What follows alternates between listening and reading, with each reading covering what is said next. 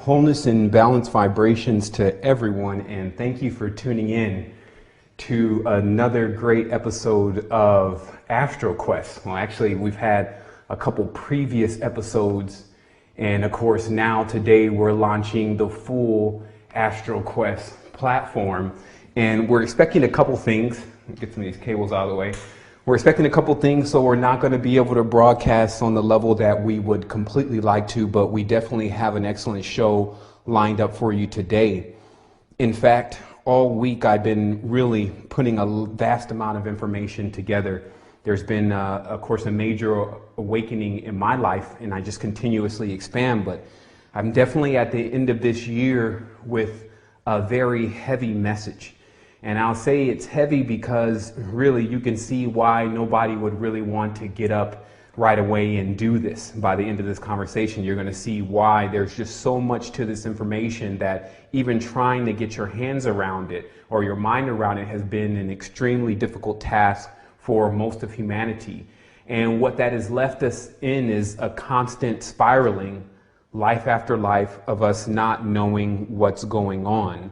And how that really affects us also, people should understand, if your parents can't tell you the whole meaning to life and why we're here, this means that there was a disconnection there. And if their parents didn't tell them, that means there was a disconnection there, and so on and so forth. So this is called spiraling out of control because you have no one that you can really trust or really confide in, like you can do with your family members, to give you information, and then you can know that they're telling you the truth. So remember, there's more to it with when your family gives you information about spiritual knowledge. You trust them because it's your family member. So if someone else, like a priest from another tribe, or maybe a person that's speaking in the modern sector, comes in and attempts to tell you something about spirituality, of course what has to be dealt with at that point is whether you believe them or not. And I do want to tell everyone just right off the bat, with today's show, we are using new equipment. So if there's any technical difficulties, we do have a clear copy of this show actually being recorded today.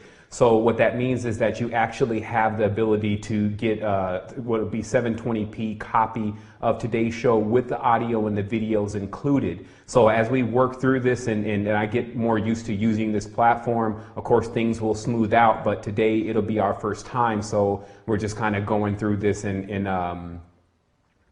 getting acclimated with the equipment. So let me first really briefly get some things loaded here, and that's really what I'll have to do. I'll have to load a couple reels today, and the reason is that I've lined up today's show so that it can have everything that you need, but it's only spanned out in what appears to be 10 minutes worth of pictures.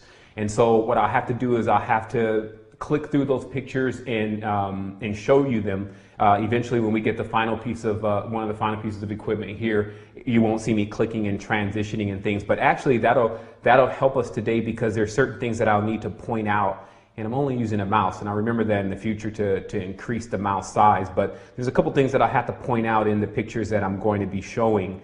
And but we're definitely going to be getting into this a lot more and following this entire thing.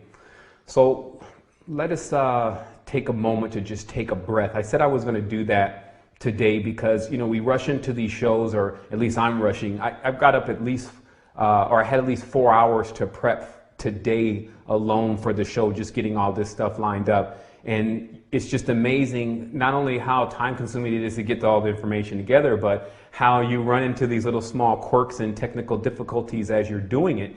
And so I just really want people to understand, and this is not as simple as sometimes I make it look. I always have a smile on my face, and there are many of us on this planet that are very strong and very persistent at getting awakening to humanity and getting people expanded and out of the clutches of this dark consciousness that is pervading this planet. But in that, of course, there's all of this turbulence at times that you have to fly through. You have to have a lot of persistence to actually get a degree of information together and put in the right chronological order that's really going to assist people. So let me just look through this really briefly here, because like I said, I wanted to take this first part of today's show and allow people to just take a break from everything they've been doing. They may have just rushed in and got the keys and turned it on, didn't want to miss any part of it. Or some people may be, of course, catching it later, and you know, they just got out of a scenario, so they're like, oh, let me just turn this on and see what this guy's saying. So to prevent like the overload of stress and which leads to misunderstandings, I really wanted to start off first with giving us just a little clip. Here is some water. Let me get that in there for you.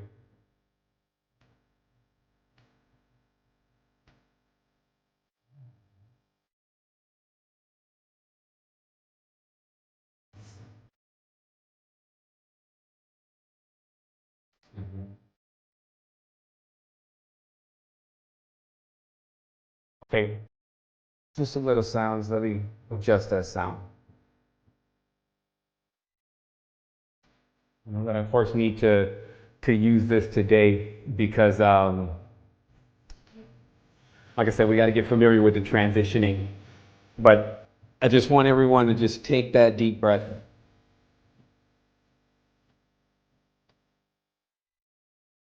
And just remember, like, what this whole planet used to be like before we even started getting into the war and the bickering, and exactly how much we really had that was a gift to us. And if you've ever just looked into nature a few times, you'll see that there's things there that just really, really move you to seeing the beauty and the complexity. And sometimes you wonder, where is God? And if God could create something so beautiful, then why would he let this world, go to the level that it's gone now? And I can definitely say that 100%, the individual that we know as God is in us. And no matter what shrouds that, at some point it'll break through. And why some people really see this as like the end, it's actually the beginning. And they're just continuing to want to play the end period over and over again. And that's something that we're not going to let happen this time. It's like within all of this, we really have to see that it's up to us to guide and control the humanity's direction and steer it with responsibility into the proper directions, knowing how responsibility increases you, how it makes you more aware, how it makes you feel more alive. Every time that you wake up and you have a plethora of things to do, how it really just, that you want to do, that it really moves you to experiencing what is really called life, which is not the lie that they're trying to make it now. So I just want everyone to know that. We're just going to go ahead and, like I said, take that breath, and then we're going to get right into seeing exactly what's been going on here on the planet, especially now. All right, so hopefully everyone enjoyed that. I know that was something that we generally don't do. We generally go right into explaining the conversation and talking about exactly what's going on in the matrix, etc. By the way, here's another camera shot too for anyone who wants to see what's in the studio. We do have the frequency generators and the frequency devices here. Here's of course some tuning forks. If you ever want to know what those things are in the hands of those gods in Egypt and in different areas of the esoteric art, it's different devices that can ring out vibration like that. Because in a reality that is full of nothing but vibrations, if you can move vibrations around and metamorphosize vibrations, then you can keep yourself surrounded in a field based on the frequency that you've already identified as the frequency that you wish to be on. And that's a very important thing, because our vibratory frequency, what we take in, is so important. What we take in actually even creates portals inside of us. And of course, for anyone that is wondering, how does this all work with portals? In the Eucharist, which is actually where the Savior Jesus says, "Eat my flesh, drink of my blood, and you become a part of me," etc. You have to understand that all animals have a Eucharist, just as Jesus was a fish, and he's saying to basically eat the fish, and I will have a portal to you. It's the same thing in the ancient traditions with the aurochs. The aurochs had a Eucharist themselves. They eat the beef, and we have a portal to you. So that is also the biggest knowledge that has ever been available here to me, is that you are what you eat. So if you do choose to eat certain meats, somebody asked me the other day on Facebook, they said, is there any kind of meat that I can eat, like whether it's good stock or like organic meat that I've raised myself? And I said, because at this point I've said it already too many times about staying away from the meat. I said, ask the animals. See what they say about it. Like, see what they say about you eating them. And as the ancient teachers say, if it runs from you, don't eat it. We put here for you, but by your brothers who are the trees, you share this relationship with them, this grain and this grass and this fruits and all of that. And with all of that, man can and woman can suffice. And of course, there is the king who's called MLK or Molech, which is actually abbreviation for milk in the physical reality. So there is also the milk, which you could use, or which is like the beginning to use meat, because you then use the milk to make cheese, and then you make, the cow's milk, and you drink this, and then, it starts to lead to the lactose situation in the body, the high levels of acidic situation in the body. Of course, a lot of mucus basically the body starts to clog up, and this begins to make the human dense. And then as they begin to become more dense and dense, then they'll even attempt to eat the cow that they once only used, or the goat that they once only used for cheese and meat. And then of course you have to pay the recompense cheese and milk. And then you have to pay the recompense from the universe. So how this whole thing is being run now is that our conflicts and our consumption of other entities is causing us to be here. And when I say here, I don't just mean the physical reality. I'm actually talking about a vibratory frequency and consciousness, because some people have this idea that they're going to be leaving the planet once they raise into a vibrational frequency that's high enough. And that's kind of called death. But the reality is that we have vehicles that can accept such high levels of frequency, and we could be on such a high level, but we would still be in a physical body. We would be able to mold it and shape it as we please. You would have full control over the beast, as the esoteric knowledge says, but you would not be confined to it. So I want you to see that that today, that you get this major understanding, because the images that are necessary to convey the message are actually available, and that's important. So let's get ready to get into this. I think I've done enough blabbing. Everyone knows that I'm not really too big on the just having convenient conversations and things. I normally like to get right into working on what we have in store, because some people are waiting for that like ASAP. Like, people are dealing with situations right now that are already so far out of control that it literally becomes something that, excuse me here, let me shut down just a couple networks here. It becomes something that there's a desperation, and that's also where many people have looked into spirituality through desperation. They're like, man, I need a solution for this problem like ASAP, and I'm willing to get that solution anywhere. And then this, of course, leads also to spiritual problems. So, of course, now we have to run the full gamut on the entire development of mankind, which, of course, is the topic of the show, which is demigods, angels, and activated humans. So, of course, this is the first Astral Quest episode, and I'm excited to be here. So let us begin. It'd be nice if we had some theme music to each of these pictures. Okay, there's something that takes place in all the holy books. It's called a war.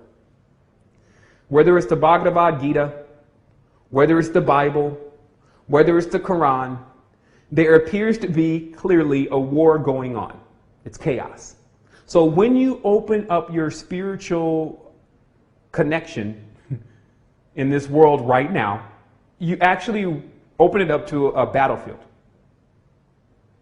And I believe personally that because that is the entry into spiritual knowledge, and that is the tree of good and evil, that spiritual knowledge attempts to give you a fully expanded timeline in history and symbolism attached of what our spirituality has been. So it looks like our spirituality has been a war, if you didn't notice. And I just remember that in some of the more the older books, what it says is that once this war begins to take place, then it actually allows humans to become portals for energies that were removed off this planet a long time ago. As long as everyone here is in this symbiotic relationship and understands their position, there never enters something else that attempts to move the entire thing around. So basically, when you're all connected and you're all working in unison, then there is nothing that can come against you. But when you start to divide, you actually come against yourself. That's how it really works first, because everything takes place on the spiritual and internal level before it takes place in the physical reality. So let us stop looking at these physical wars and start asking ourselves about the war going on inside of us. Between these two different sides, one is obviously flesh and the other one is obviously the spirit, trying to gain control over one another. Not allowing each other to sharpen each other anymore, but to actually use the sharpening tool, which is the sword, to slay each other with. Now, if you understand, the sword is nicknamed the S word because it is a word that was used to cure things. That word brought into a physical reality does the exact opposite. It actually kills things. So that's the symbol of the sword. So what you have in history is I'll just go from the biblical text, Shem, Ham, and Japheth being told by their father Noah to not get into any quarrels once he leaves here. And that if they did, then they were going to bring back these men of renown, which was basically known as the ancient serpents. Now, the thing about the ancient serpents, first of all, you have to understand that they were bipedal because the curse that came to the serpents later on is it curse you down to the ground. Now you have no legs. But that's the new serpents. The ancient serpents were bipedal. They walked up on 2 feet. We're going to show you some of them today. So they say that basically don't get into quarrels and fights and wars and start slaying each other and hating each other and thinking, this area is mine and I didn't get the good area and I'm going to sell you off to someone else as soon as someone else gets here and I want to rid myself of them, get away from my family. You see, that's actually what creates the chaos and the confusion. So before people begin to complain now in the future, especially after they hear this program, heavily think about whether you're in the real war where you're attempting to take and partake of these different sides that are volleying back and forth why our children are around and why things that are precious to us are around. And then when a mistake is made, like a bomb is dropped on top of a school, then someone else suffers for someone using too much force and power trying to prove a point. Let me back this audio down a little bit. So where this actually leads us is it leads us to examining history from the standpoint of the conflict. Now, it's interesting because just as I mentioned to you, and let's get this picture going here, just as I mentioned to you that there obviously was a point where these energies actually arrived. Like conflict started to occur. As I talked about in another episode, we begin to use the holy languages to curse each other and fighting each other and backbiting. And then all of a sudden something came and showed up. Arrivals, they call it, from the sky. In cherubs, which are basically the ancient version of a UFO. The thing I want you to establish for you very briefly in this conversation now is that sometimes instead of paying attention to the God, look at what he's riding in. See, just like humans have these cars and they ride around cars, of course, an anagram for ark. So humans ride around in these arcs and pretty much based on what kind of car a person drives these days, you can kind of tell a lot about them. So it's the same thing about the gods, that the chariot, which is where char is the root word to cherubim, the cherubim that the god rides in tells you everything about the god, how it looks, what color it is, what's on it. These are called sometimes covenants. The god has clearance to ride over your zones, because of course you're a planetary system. You're not just a human being, you're an entire universe. So what you'll find is this time where there was something called the arrival by, I'm just calling the eggheads. Because that's what, and I would love to have the clip to source it here, and that's the other equipment. And I could just source equipment on the source content on the fly. But the eggheads are,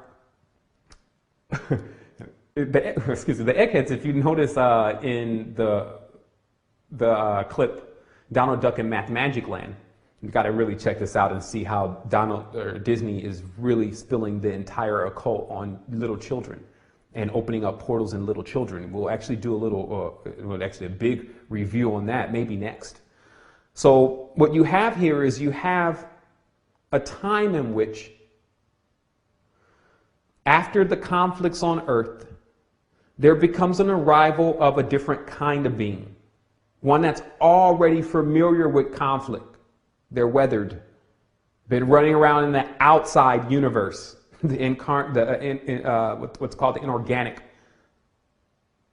Any type of real universe you go to through the center of the planet and then you exit. And the space that you exit in, which is called inner space, is where all organic life lives. If you take off in a jet propulsion rocket spewing gas and fire everywhere, you're going into an inorganic, because just how you left is wrong. You just 2, 3, 4, 5 men on board.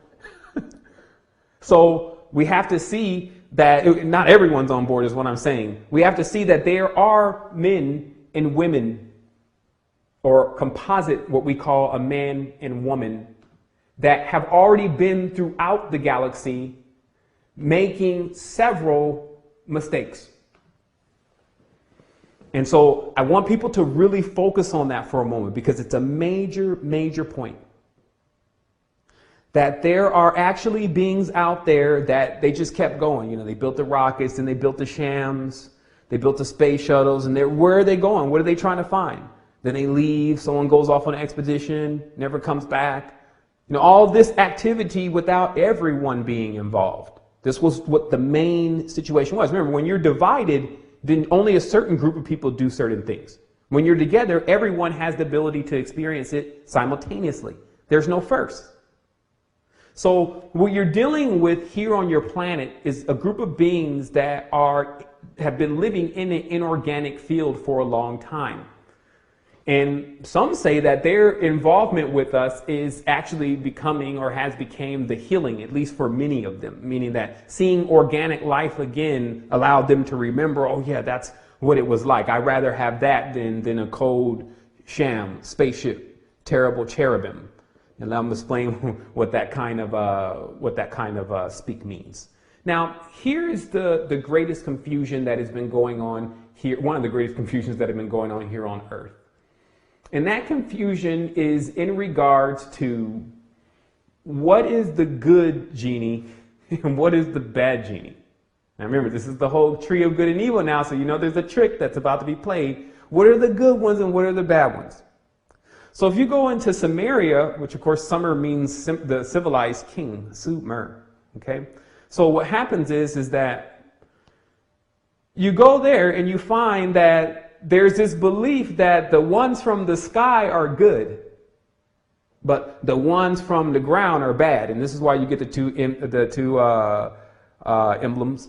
And then the author has mistakenly said the struggle between the good and the evil genius, or maybe he did do it correct enough for you to see that they're in duality. So now they have these birdmen, who supposedly are spirits and live in the sky, that are fighting against these earth men, I guess you could say, the Uruk, or the Arak, and the Uru. Later on, becomes Pan, it becomes Dionysus, it becomes, the lunar god, Sin, Nanar, many things, but just meaning the lowered, L-O-W-E-R-D-E-D, and Lord, L-O-R-D, same word. Now the Lord, of course, lives on the ground, it's been brought down. So the ones that are in the sky, or air, also called the Aryan, thinks that he may be above. Never realizing, again, or those who are participating in this, many are participating in this, don't realize that it's just the same thing. Whether you're on the ground, if one of you is on the ground, and the other one of you are in the sky, you're not here. You're not together. And that creates the situation. See, like this is what many people are not seeing still. They're not seeing that what creates the situation here on the planet is the division. So if we can take the larger forces and then compress them, like Dynamo Jack says, I take the good, excuse me, he said good, he said, I take one energy and then I take the other energy because there's two energies and I force them together. And then the body activates. So this means that you actually defeat the war within by making the sides come to a truce. It's like, well, there's bigger things, guys. You guys got to all get together now. And that's also what I'm here to tell the world is that, man, there's bigger stuff, man. We could be doing a lot of things, but unfortunately, someone keeps wanting to live in the past. Someone keeps wanting to practice even Goetia and necromancy, bringing spirits back from the past, bringing basically yourself from parts of the timeline of when you didn't fully understand how it works. And of course, because we live in like a smear of time, more so than just a tick, like a digital, then you have in different periods, even the animal, but more than anything, the essence of exactly what is taking place. And of course, I've sourced here a picture of the original Anunnaki. I should create a Facebook page, the original Anunnaki.com. Because what happens now, because everyone wants to become Anunnaki, now we have all of these different beings and people and, you know, cult societies and all sorts of stuff saying that they're the Anunnaki and in touch with the Anunnaki. But the reality is that the symbol was always of an owl or a night bird, because an owl being at night kind of goes against the entire Aryan system, because the Aryan system is solar, it hangs out during the day, it's eagles flying high in the sky, and then there's this bird that hangs out at night. So what this really allows us to see, of course, not only the symbolism we're seeing on the American dollar bill and all this stuff, but it allows us to see, and of course at the Bohemian Grove or Behemoth Grove out there with the owl statue, but you're able to see that you can follow history if you understand the symbolism. But we've gone through a time that even to speak of what I'm talking about now was heresy. If you said something about what was going on, you would get the sword. So how did we ever expect for us to have the knowledge before this point? And all these people who are saying that they have the knowledge, we're probably going to see, especially if they watch this, that they've been rolled up into one of these systems and have this stuff even all around the house and all over.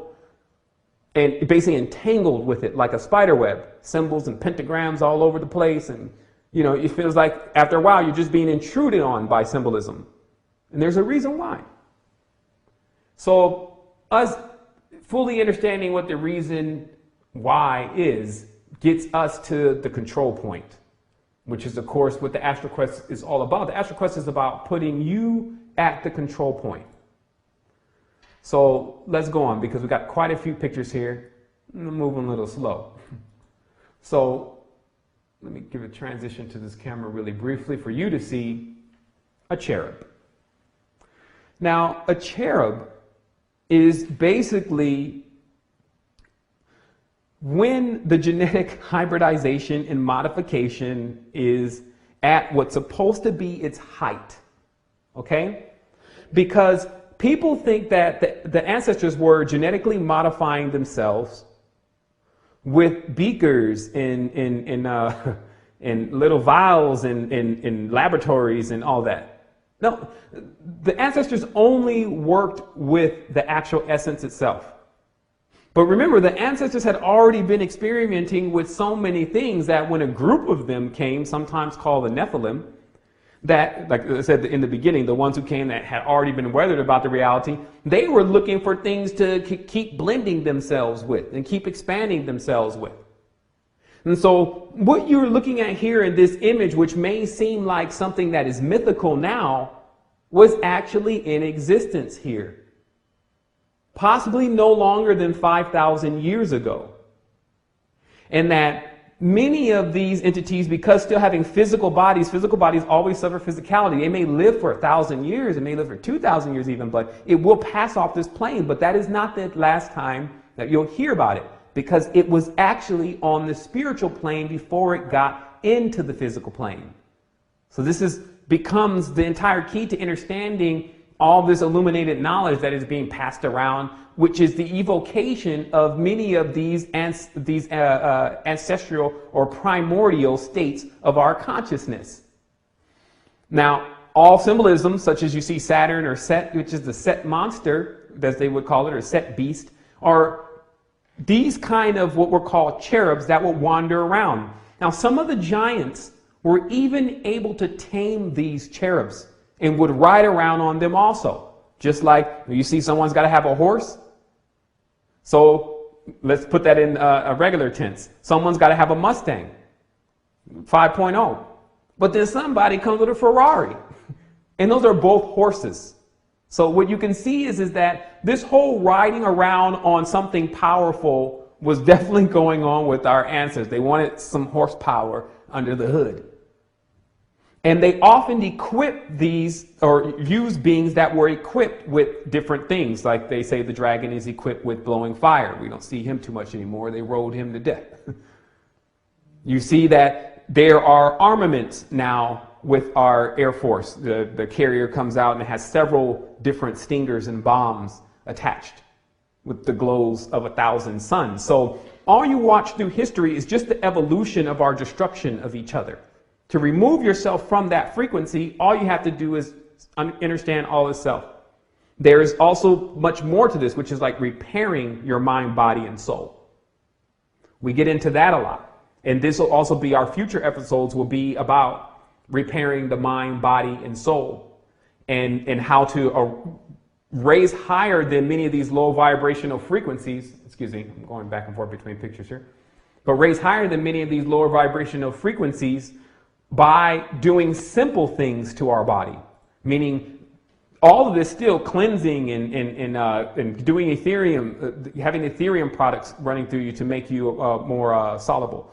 All of that is still something that you should gladly want to do when you really see the potential of what you could be doing. And of course, even more than that, the situation that we may find ourselves in.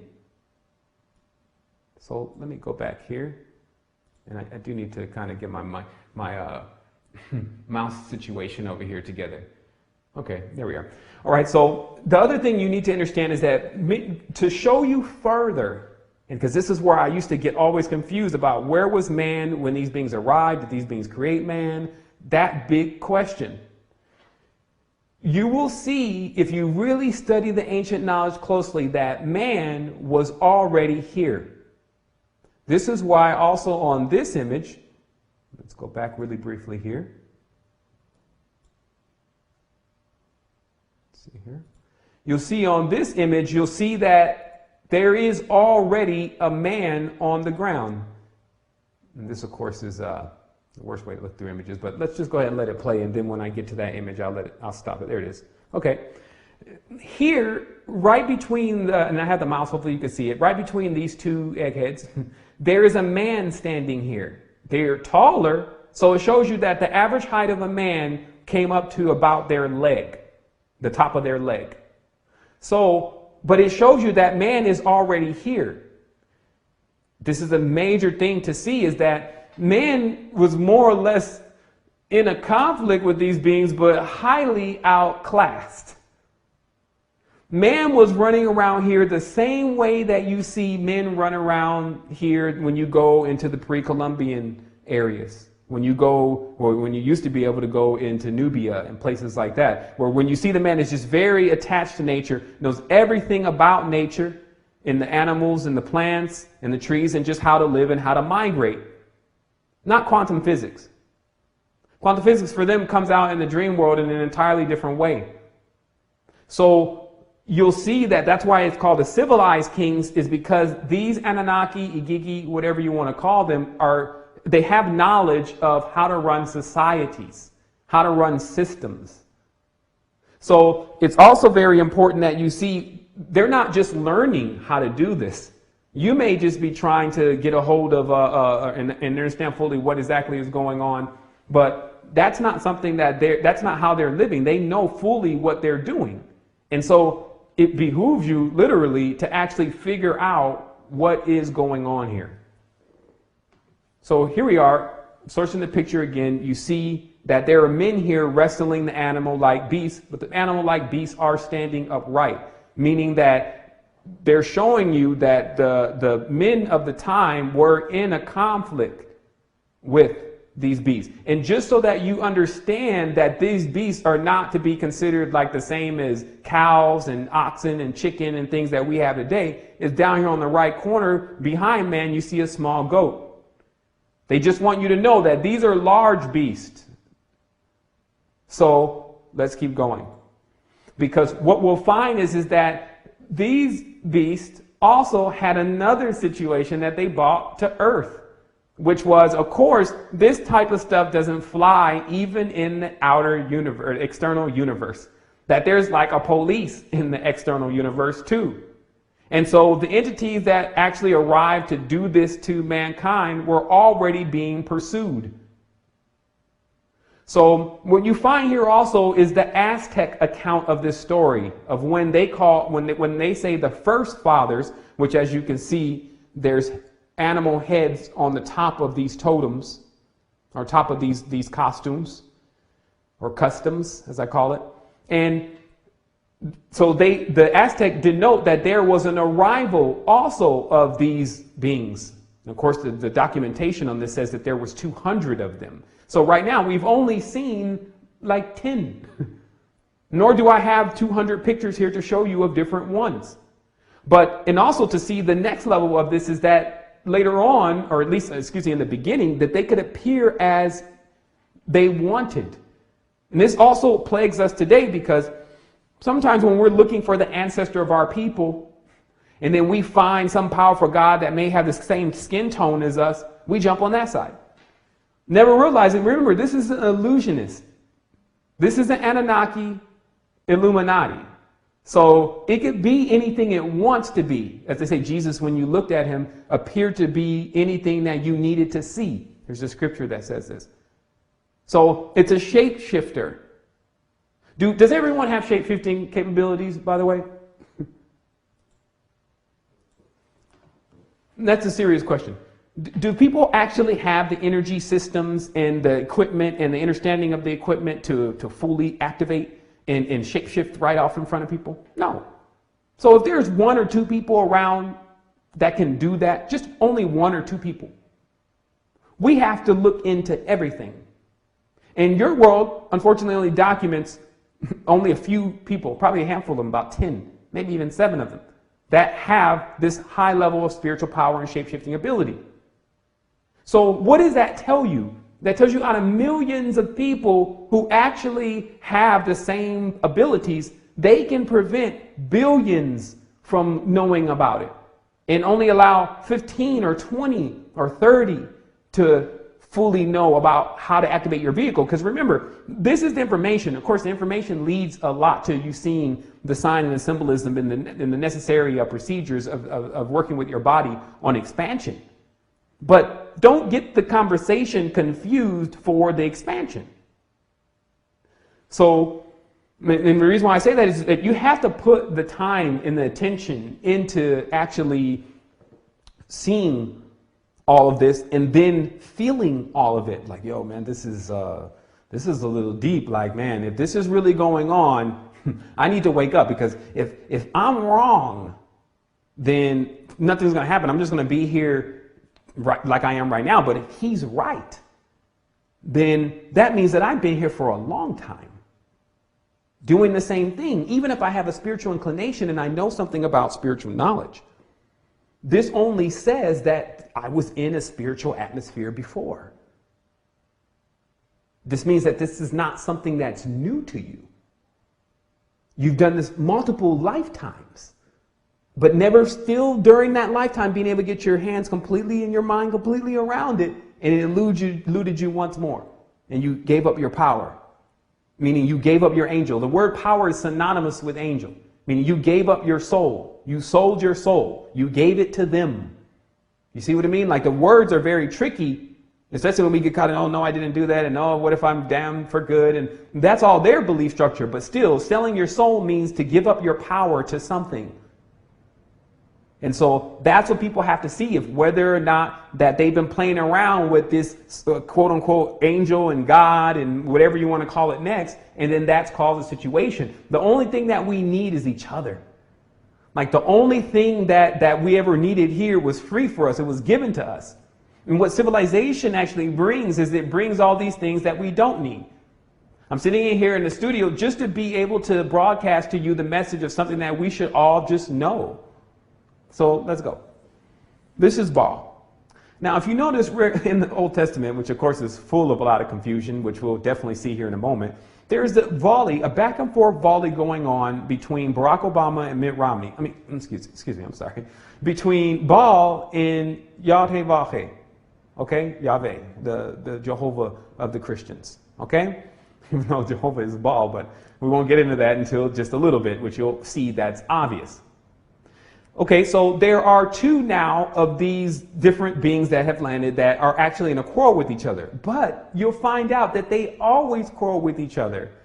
They actually fight with each other on what beasts they can master. Some call it the beast master. Some call it the Lord of beasts. Okay? So when humanity is confused for being a beast because of their activity and how they're fighting each other and how they act like they don't have any consciousness, then the Lord of beasts becomes their master. But there are more than one Lord of beasts, as you have already seen. In here in the symbolism, you see there's a fish symbolism. You see there's every single animal of nature. But the character that we're really honing in on, if you went and asked the individuals who are worshiping Serenanus, they would swear to you that he was the only one. But then if you went over to the other side, you will find some of the same glisten motifs in another deity that swears that he's the only one. And this is called monotheism. Okay? Mono happens to be an anagram for the word moon. And what moon theism is that the moon is the only God. So you can find many religions that actually believe this, mainly one of them, and they carry a crescent moon as their symbol, but then the crescent moon has to be that horn, because there's a belief that one planet says, I'm the only one. I'm the refractor of all other lights. You have to come through me unless you, in order to get to them. See, if it's not, you have to, some say you have to go through the Father to get to the Son. It's really, you could see how they're switching it completely around, where the individual puts their energy into something to attempt to go to something. But it's all external. You are what's in the inside. So once you look out and you go to a Lord and a God and all these different words that we've created now for it, this is the first road to error. Now we have to go down the road of error and show how many are lost down this road, where these kind of entities,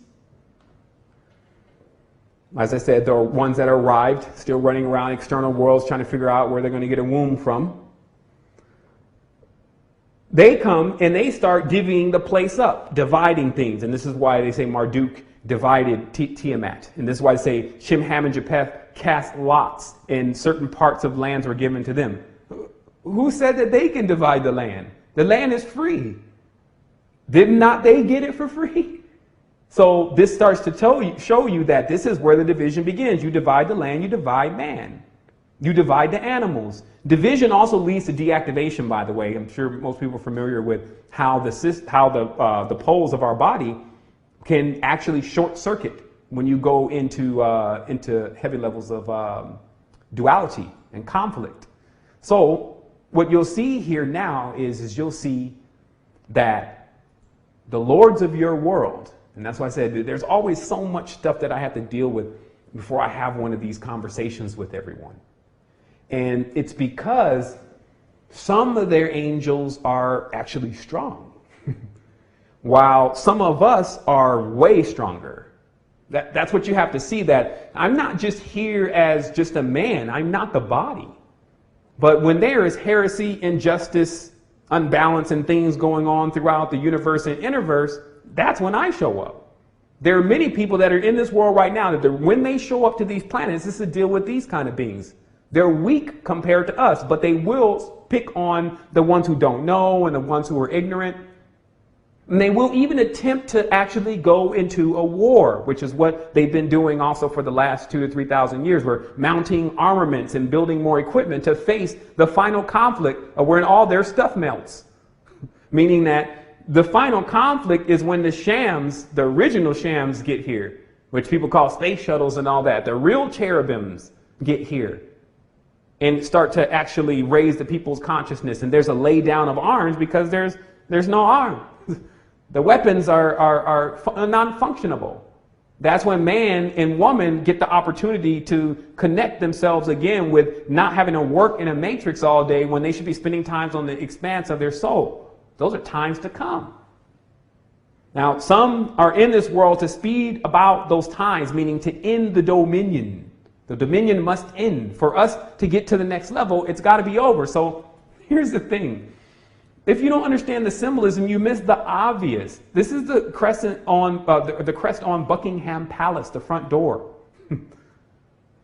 And some, if you look at this straight ahead, you miss it because you think that there's this huge crown in the middle of the crest. But that crown is actually on the top of a head of a horn god. If you see here, this is the crown. And I'm going to get a better mouse pointer next time we start. But this is the crown. And then down in the center is the beast. Okay, another one of those horn god Nephilim things. Just as you know, they worship Nimrod. Nimrod is Samaria. Samaria is what we just went through, just briefly. So they're doing it. So anytime the king of the land, or the king and queen, like you think queen, that's the Queen Elizabeth? You think she's the queen? No. Last time I checked, Ishtar was the queen here. You think that the king, what is his name, Philip or Henry or whatever his name, you think he's the king? No. Azazel is the king. And they work for these beings. They've already been subdued. They've already sold out. Several lifetimes. They bargained in lifetimes from space shuttles and time machine lifetimes. You see? So you have to really see that this is not a game. You're into something that is really, really gotten out of control. You have people around you that don't know the good mark anymore. I mean, they don't know how to gain balance anymore. They don't know where that position even is because something has taken them off of that position.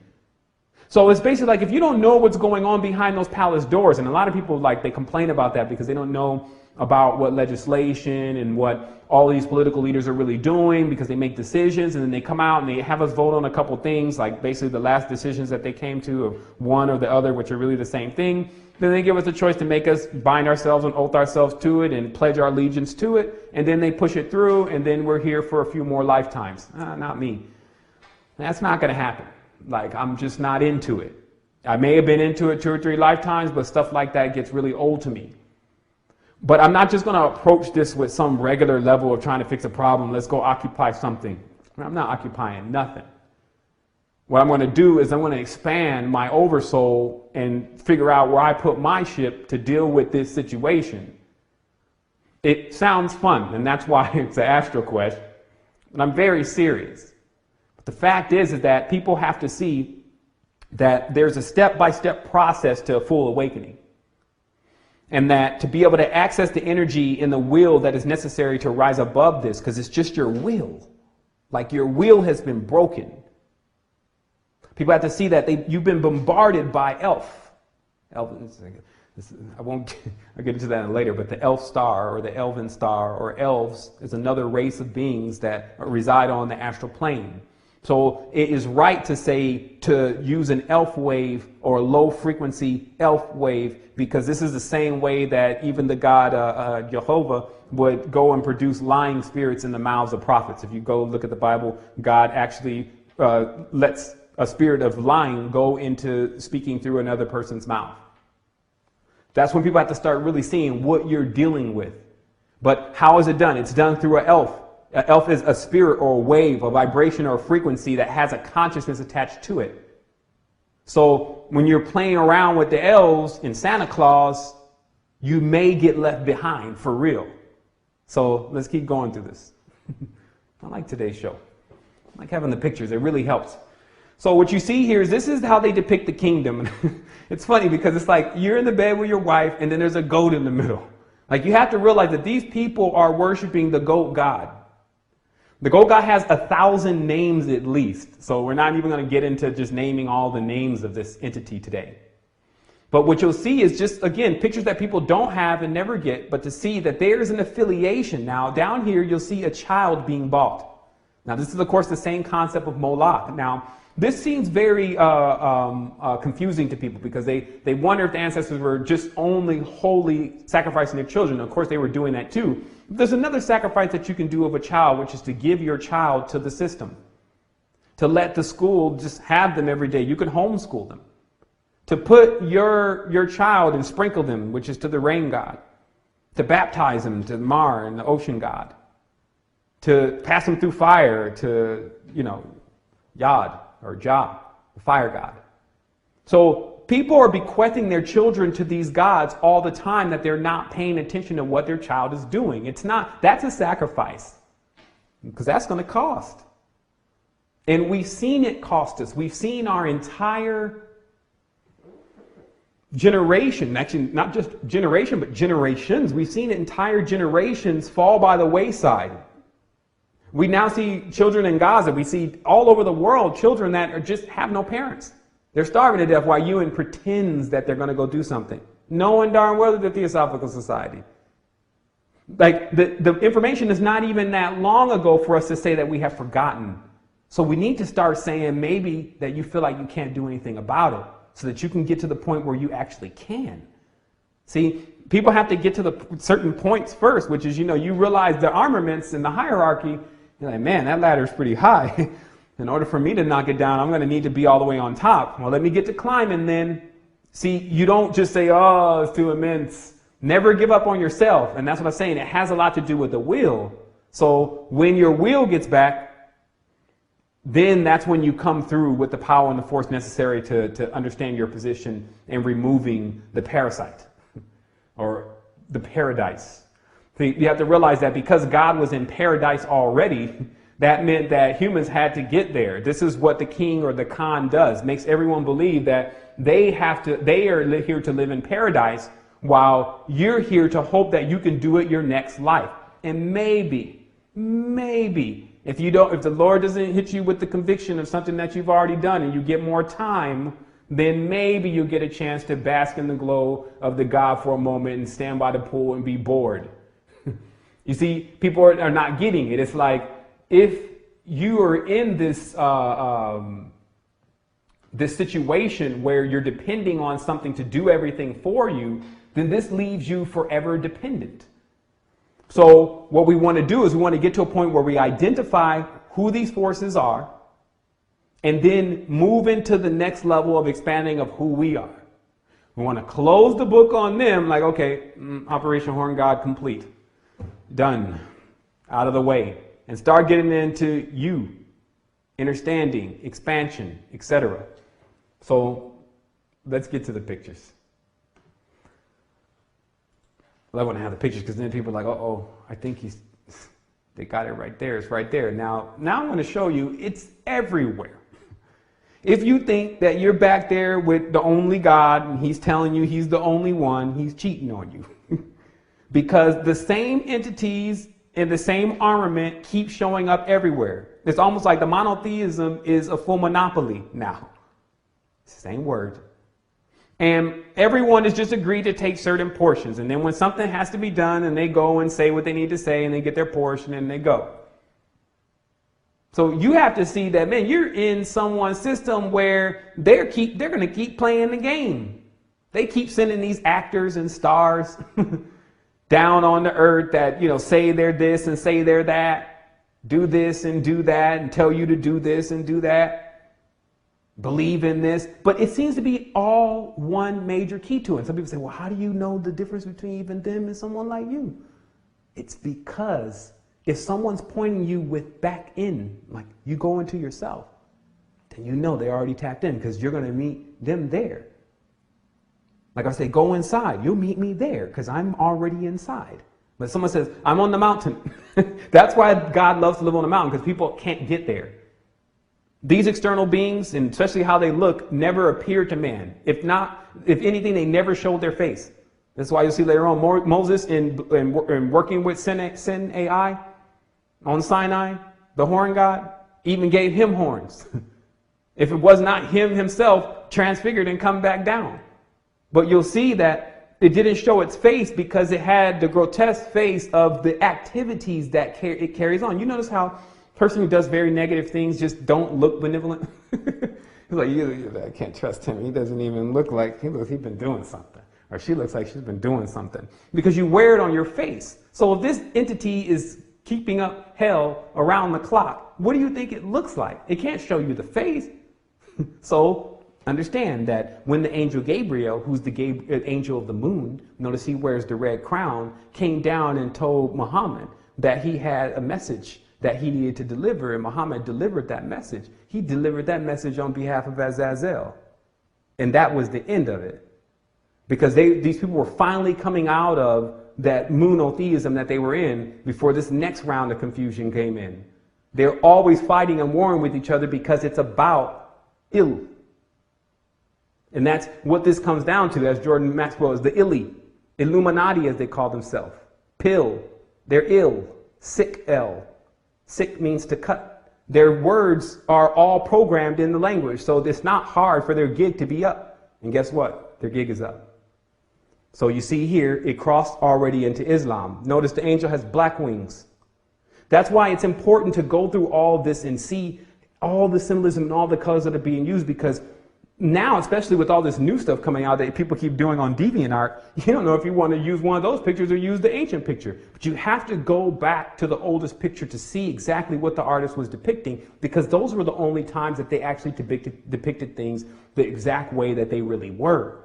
And that's why it becomes so important to do that. So as you can see, I'm going to take you through how it's in all of the religions. Got another image here. People wouldn't even suspect it. We always think that the Indian man is one of the kindest men. These people lost their land. Now you understand what also went on in Palestine. When you play around with this deity, it gives you the ability to be attacked by other individuals in the hierarchy that are higher than the one that has you under control. So when they were running around with the horns on the head and just saying it was all about the buffalo in the history book, but it was more than a buffalo. It was about the god of the forest. Like everyone wants to keep playing around and acting like they don't see who the witch's god really is, and that there's a few of them. They are a family of Satar, meaning hidden ones. You can't see them with your physical eye. They love to hang out in places like groves. So in mazes, they even bring maize or corn to, try to, as what do they call it, a foothold into certain tribes, such as individuals such as whose name is Quetzalcoatl, brought wheat and corn into those tribes to gain a foothold with those people who were looking for just more to eat. So let us go through this. You see it, it's in the Native American culture. You can find a million pictures of them dancing with it. You see here, these are original images of Abdul Hafifa, which was also known as the cherub or vehicle of Muhammad, meaning when Muhammad was supposedly caught up into the heavens, he rode this. But you see, this is the cherub from Iran, Babylon. It's the same thing, just repackaged, and the symbolism is spruced up a little bit and the edges are rounded off, and the artist may need to be doing something more. But I think it's, again, standing on the clouds is always the motif of the God's cherub, is coming through the clouds. And that's why I say Jesus comes, he's coming through the clouds. It's the same story repackaged over again with the Lords. Anytime they allow their name to be used as such, people say, well, no, that's just because people are calling him that. Trust me, people will not be calling something that has another name something that's not his name. You see what I mean? Make sure you call the right name, the lots and the contracts and the covenants and the bindings and the pacts are specific. So the individual calls upon that name. Now you see here, it starts to now get hybridized somewhat, but you see the witch's god obviously is Pan. Of course, we went over the meaning of Pan, but still the goat god symbolism. You even see here Okay, excuse me. Yeah, this is actually, you can see the Hindu sun god Shiva here in the back. And this, of course, is found in Britain. So places that you wouldn't even think that this stuff should be in retrospect, but who's governing where something should or should not be? Again, you'll see this is still not exclusive to the witches. Like some people think, well, okay, well, you're showing me a lot of the witch stuff, but no, I'm just showing you that it crosses over all cultures. Then this also allows you to, when you do think you're switching something, to not run back into the same thing. So they're dancing around the god of the forest. Obviously, he's really tall. They move through like spirits, like air, hot air. You see here, or cold air. You see here, it's crossing across cultures again. This is the Jewish tradition and evocation through the Kabbalah. You see here how the Hebrew language is used in conjunction. You see the candle stand here, which only half of it is being shown. Even that kind of level of symbolism is telling you something. That the demon, who's half of the candle, meaning half of the candelabra, meaning 3.5 of the 7 that's needed to create something in a physical reality, are being bought through, and the mark is then placed on the head of the golem and brings the golem to life. And the mark, of course, is the vibration and frequency of the energy they choose to bring out of the portal. You see here, it's fast forward itself. It's gotten into another, actually, let me go ahead and put the image back. It's gotten into another system. This is modern masonry, and you see the double eagle on the ground, which is also a talisman. Hopefully I actually have that picture in the picture banks today. But as you see, this is an apparition from the Grand Kabbalah. The evocation goes on, supposedly, and who comes out? A horn god. Now notice how I like this picture because of how he was dressed. And this is what I was meaning by it appears just like the person needs to see, or what they expect to see. He's out, he's still got the horns on his head, but now he's got a suit, coat, and tie to be proper. You see? Okay, so let's go through a couple more images here. Now we're back in Samaria. Some area. Or let's say some Aryans. So we're back in Samaria, and it's going on. They have here the 7-pointed star. They have here the horn god, and these are basically the 3 suns, okay, and the crescent moon, or actually the completed full moon. So this is the symbol of the 3 suns. Now these are not planets in the sense that we understand planets. Like we can say this is the sun in the sky and this is the moon. It doesn't work like that. There's symbols now for entire systems of consciousness, what's like called an ME. But you see, the one who is welding it now is the priest. That now the Khan or Cain or the king or the Cohen has moved into the cherub. And this is what you see from the top right corner. He's now in his cherub flying through the air, meaning he's either he's dead and he's now inside of another spiritual being, or he actually has a physical sham with the electronic arm, which is even talked about in the ancient text. And he's riding around. And who's in charge of what's supposed to be happening is the priest, who is in an enclosure, meaning already in a lowered state of consciousness, but with the vibration rod that is necessary for pushing out these kind of energies. And then you see him go further into the sacrifice, and the animal being sacrificed is a goat. Then, of course, on the top, a crescent moon. So it's very specific in the Sumerian about what. And these deities that existed in this time were very specific about what exactly the adherents needed to do in order to make sure that they were sufficed properly and taken care of properly. People became slaves to these Khans. And that's why it's also important to see that, and I actually had a note here, but I was going to go to it, but let me see. But yeah, but it's important to see that the entire slavery concept of what has happened here on this planet comes from these energies, because no one wants to be equal. Everyone wants to divide. Everyone wants more, and one wants to say they're higher than another. And so when there's one who doesn't have the energy, or doesn't have a king, or doesn't have someone to follow behind that can do that for them, then they end up becoming a slave. This is what's been going on for thousands of years. So you'll find that some of these kings led their people, like here's the papacy, he's the Pope, this is what's inside of Ratzinger and why he looks so crazy. But they will lead their people, the Holy Romans, the ancient Romans that are inside, the Jesuits, and they will start tiering how much they care about everyone else. Like they may then back the British Empire. And then as it goes down into Africa and things, those are if we can, if it's in our interest. So remember, they protect those who are in their interest more than the ones that have already joined their team and are just on one of those low rungs. So this is not something that you should see the images today and then think that you're going to go and have a good time and get yourself involved in something like this and just be silly and loop yourself. There's no getting to the top. When a person joins these organizations, they are actually becoming parts of the base pyramid because it's all hierarchy. This would be like for you to go right to the top, because this same hierarchy is very similar to this kind of hierarchy is very similar to the military. For you to go to the top would be just like you coming in as a private and all of a sudden you made general that lifetime. Notice how general has 5 pentagrams, 5-pointed stars. It's 5 hammers, 5 lifetimes, 5 circles to get to that level. And consistently being able to stay as a killer through 5 lifetimes. You see what I mean? So this is how it is. So why not find another route? Meaning that find something else to do besides hanging around with dark, ignorant things.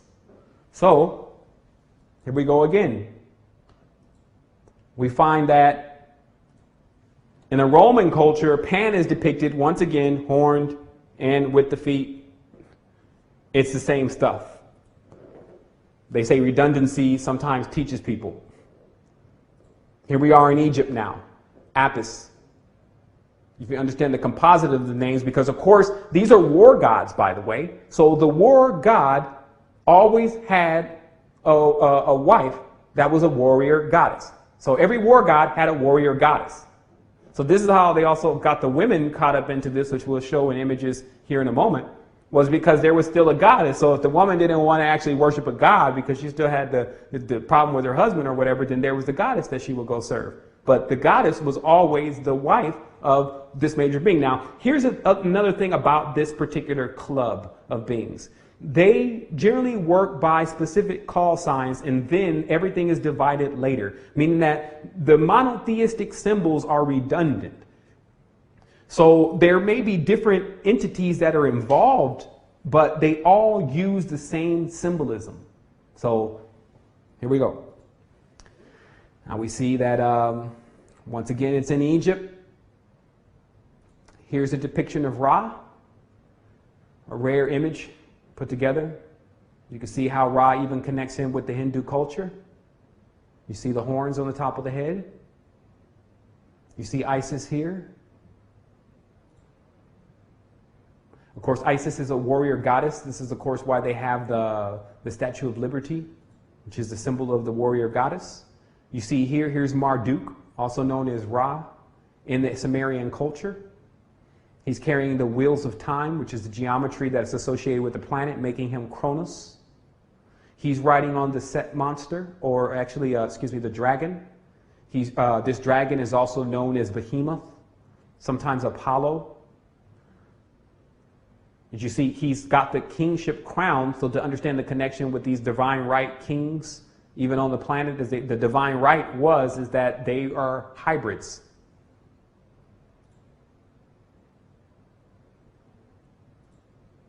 Some people think hybrid is better, by the way. You have to understand that the more diluted something becomes with confusion, it doesn't make it better.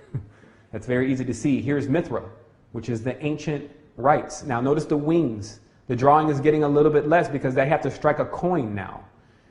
Little side note on coins. Like I said before, if you want to follow the energies of the gods throughout time, all you have to do is follow the money. Notice how even today, all of our currency is generally either a circle or a rectangle. Now, a rectangle, of course, is phi, which is the pentagram. And then the circle is, of course, the coin, or the king, or the cane, or the khan. So we talked about before the 6 and the 5.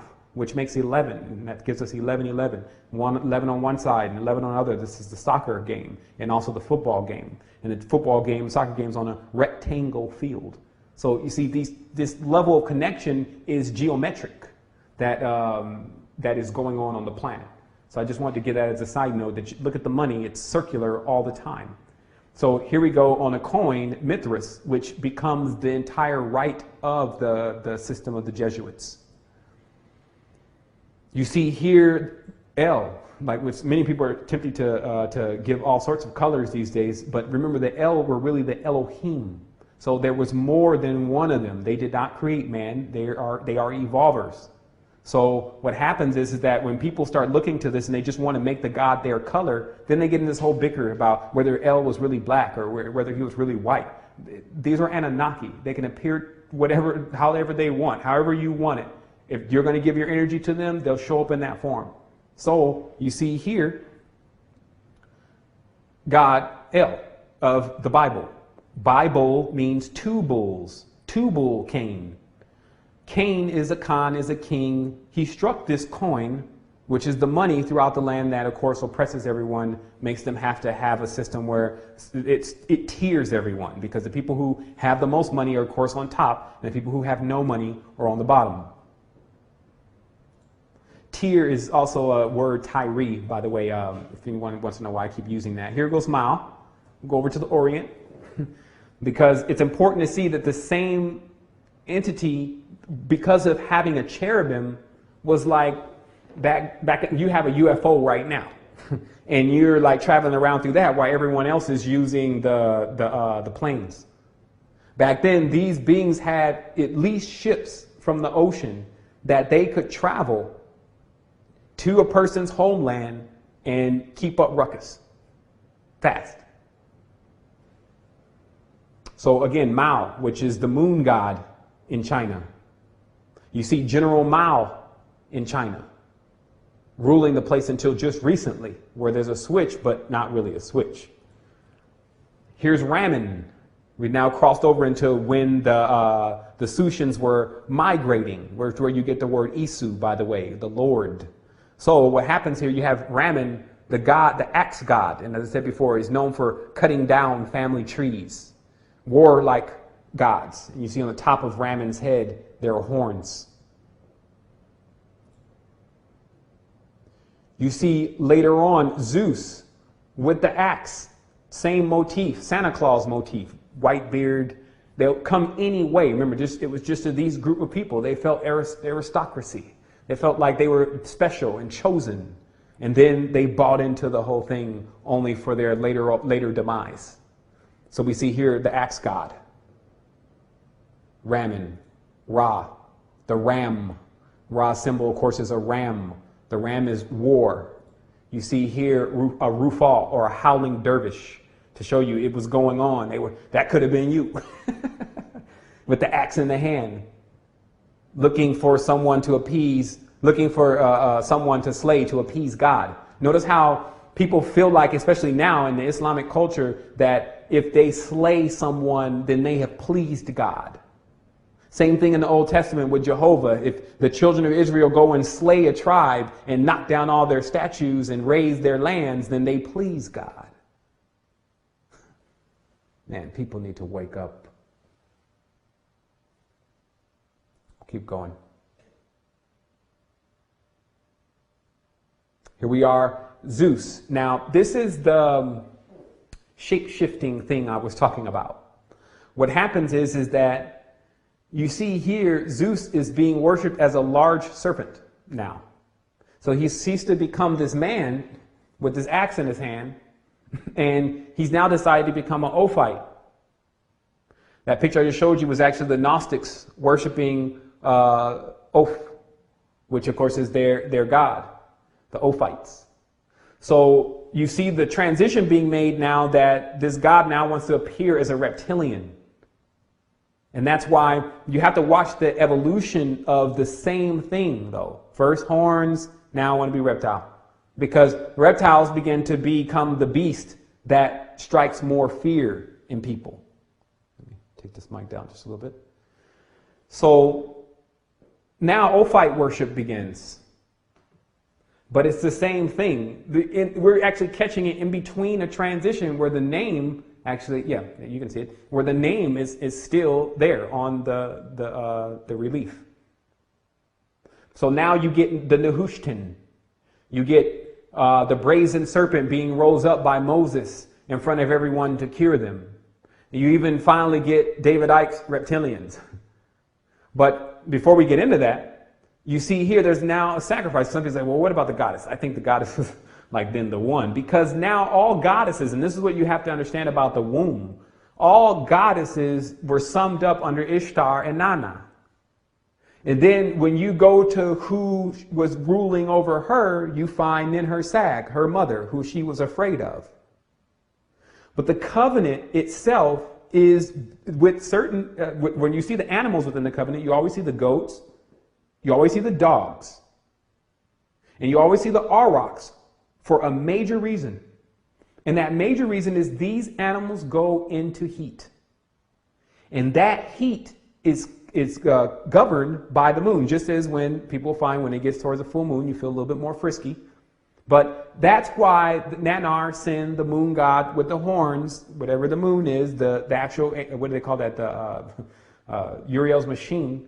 You know, if you take a look at that thing with the third eye open, you'll just see all these circumambulating chains running through it. So what you have is you have the worship going on of Ishtar and the sacrifice of the goat, so you understand where that goat symbolism comes from. And then her with dogs under her throne, which is in the bottom left corner in the square, dogs under her throne and standing on a dog. And that dog, of course, is Sirius or Big Five, the guard dog. Why Madonna shows up with the black dog in her initiation video. Trust me, as the Astral Quest goes on, we'll be able to go right into those images right away that we're talking about. So people say, okay, bam, it clicks. Bam, it clicks. Here we are, Ahura Mazda. This, of course, is Zoroastrian tradition to show you how it passes just all around the world. You have Ahura Mazda cruise over to Persia or India, which now is India, and decide he wants to be there now. And cooking up the same thing, because of course he has his antithesis called Angramania, and then they do the dualistic thing while he hangs around in the sky and the other one hangs out in the ground, and the humans go at it again, figuring out which one they really want to be, while they're caught in between both, because they're actually in a body that has a spirit and also is flesh. To ask yourself, whose fault is it? You say, well, I'm conflicted. Why? Well, it's your body. It was created that way. But then they tell you in the scripture, is the creation to ask God why you created me this way? See, this is tampering and bullying. And this is why, like I said, there are energies that are here that are ready to move these guys right into the cubes that they keep playing around with. Here we go. Next image. Now, as I said, back in the old days, the vehicle of the god let you know everything about them. And the Lord, or Nimrod, in many of again, all these terms are synonymous, the Lord, Nimrod, rode around on this cherub, which was its chariot, called the Anzu bird. Now, Anzu comes from the word An, meaning sky, and Zu, meaning bird. So, sky bird. Okay? So, whether this is a symbol of an actual physical entity that this giant used to ride around on, or just an ancient symbol for something like a UFO, really doesn't matter, because some people go back and forth about this. Now, some people have seen these cherubs or entities, even me myself, because of their eyes. Their eyes are what stand out about them the most when they appear on the astral plane or in the astral plane. And so it's something that I finally was able to crack, that what they're doing with the swastika, which is actually the gramion, the tetragrammion, is it creates or evokes 4 of these energies, which basically lift then a human being up into the presence of God. And this is why or quote unquote God, okay? And this is why all the people in the Bible, the prophets and everyone, they always see these cherubim, because these are basically like God's taxi cabs. So let's keep going. And this is also why these cherubs are often sent to do things and God is not there. So there's some level of sentience to these beings. And here's another cherub. Some people have seen these birds fly out of the sky. or excuse me, fly out of the ocean into the sky. Now, here's another image sourced from an occult book. And this is, it says here how evil spirit appears, but again, the occult book obviously is not even written current enough, or the individual writing it doesn't even know what they're looking at, because this is actually Cassiel, who's also known in many texts as Solomon himself, and seen only through the Russian bas-relief that Bank of America sponsored and showed the ancient relics of Russia, where the real King Solomon is on the throne looking like this. A demon in the face, or a reptile man, but still the old ancient serpent walking bipedal and still commencing to command jinn, as they say Solomon could do. He had the ring, which had the pentagram, which was the hex then, and then he would put the hex on the demons and then use them to do work. But wait a minute, a demon is non-physical, so how would he do work? And then you'll get to the rest of the works of Solomon, that then they would take the demon and put it into a willing servant, and then the demon would use his strength until it wore out the human's body. Okay? This is nothing to be playing with. But this world's been playing with it for 2,000 or 3,000 years. Kids in God's toy box.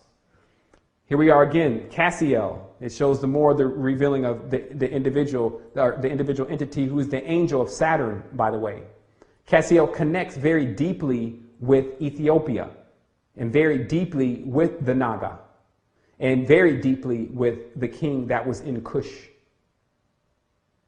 And of course, anyone who is practicing in the system, meaning the individuals who know about all this, they know all of that. It's only the individuals who are like, oh yeah, I'm this, Rastafari. Those are that's a laughing stock, because these entities are real and they hold sway over large cultures. And it's the same story all over again, rebottled, that we keep falling for. So be very clear and precise about what you're seeing today, so that you can make sure that you're not caught up in any of this in any kind of way. And if you are, every day is a new day. You can choose now. Turn away. And I guarantee you'll be going in the right direction. Here we are, the god of Tyre. What is he riding on? A set beast. Behemoth, as they called it. Leviathan. So there was some kind of large organic animal that obeyed them. So just like you would have a dog today, they had these large animals that obeyed them, which very well may be a part of the 200 fallen angels. Not all of them appearing like men, but actually being animals themselves. And then if you look deeply into that, you'll find the secret to astrology and the zodiac and the animalistic nature of the stars in the sky, which are the lesser stars in the vault of heaven, as it's called. Because those that write those scriptures know that there's an innerverse, and no stars appear all burnt out like that. Now, this trident is also a key symbol of this cult. You'll see it everywhere. But before you see that trident, notice how his foot is standing on this creature, which is, again, a behemoth. It's what he's riding on, a sea monster. So even on a physical level, there was probably a time where something that appeared to be like a man came riding out of the sea on a large creature that made everyone scared. And it made them revere this man, or supposedly a man, even more, because he had tamed it. But really, it's just one of the fallen angels. Yo, I'm going to ride in on you. Think about it. Yo, I'm going to ride in on you. You're going to act very tame, of course. I'm going to act like I kill you right in front of them. And then they're going to start worshiping. And then we're going to start cleaning up things from there. Because you understand that man and woman are more valuable than oxen and cows. Because if you get a man or a woman, they'll bring you all their oxen and cows and their children and their ideas. So they plot together about how they're going to cause spoil and waste. It's like every day up to malevolence. Okay? Now, people have seen these kind of mischievous characters in this world, so don't act like this is too far off of anything that you've ever seen or heard before. Here we go some more. So remember the set beast here, right? Okay, now here's something interesting. Totally unrelated picture. Or is it? And this is how you can see how the symbolism crosses over, because, of course, this is Lex Tenebris, which is the entire focal point of many of the ancient arts, especially masonry, through the planet Venus. But the main symbol, as you can see, is in the bottom right corner. Once again, Set Beast is down there. So then you understand that the angel will appear as anything, a beautiful woman, in full glory, looking like a warrior goddess. But on the book, you see it's a G. Of course, the G is 6, Gan, which is the family. That's the term for Gan, the family from the sky, but now on the ground. They missed the mark, which is what the symbol of G is, again, is the Ouroboros, but where the serpent does not ascend. Next picture here, you'll also see that now, this is the progression. And that's why I was saying, like, we're being had because we're working for them. And that's why I wanted to tell you earlier in this conversation that what the king is doing is feeding on the people. That's why they were calling them the shepherd kings. That the shepherd kings, and I did have that written down here. Let's see. Yeah. The shepherd kings. So yeah, the shepherd kings they feed on the flock. Yeah, here it is. The domesticator was the word I was looking for. That's why it also you start seeing now a confusion where there's a wrestling of the animalistic nature because it's a domesticator. It wants to break the animal's will. And then once that happens, then it starts to feed on the flock. The flock starts shearing them, taking their clothes and taking their fur and making clothes for them. Notice this. When they shear the sheep is cold.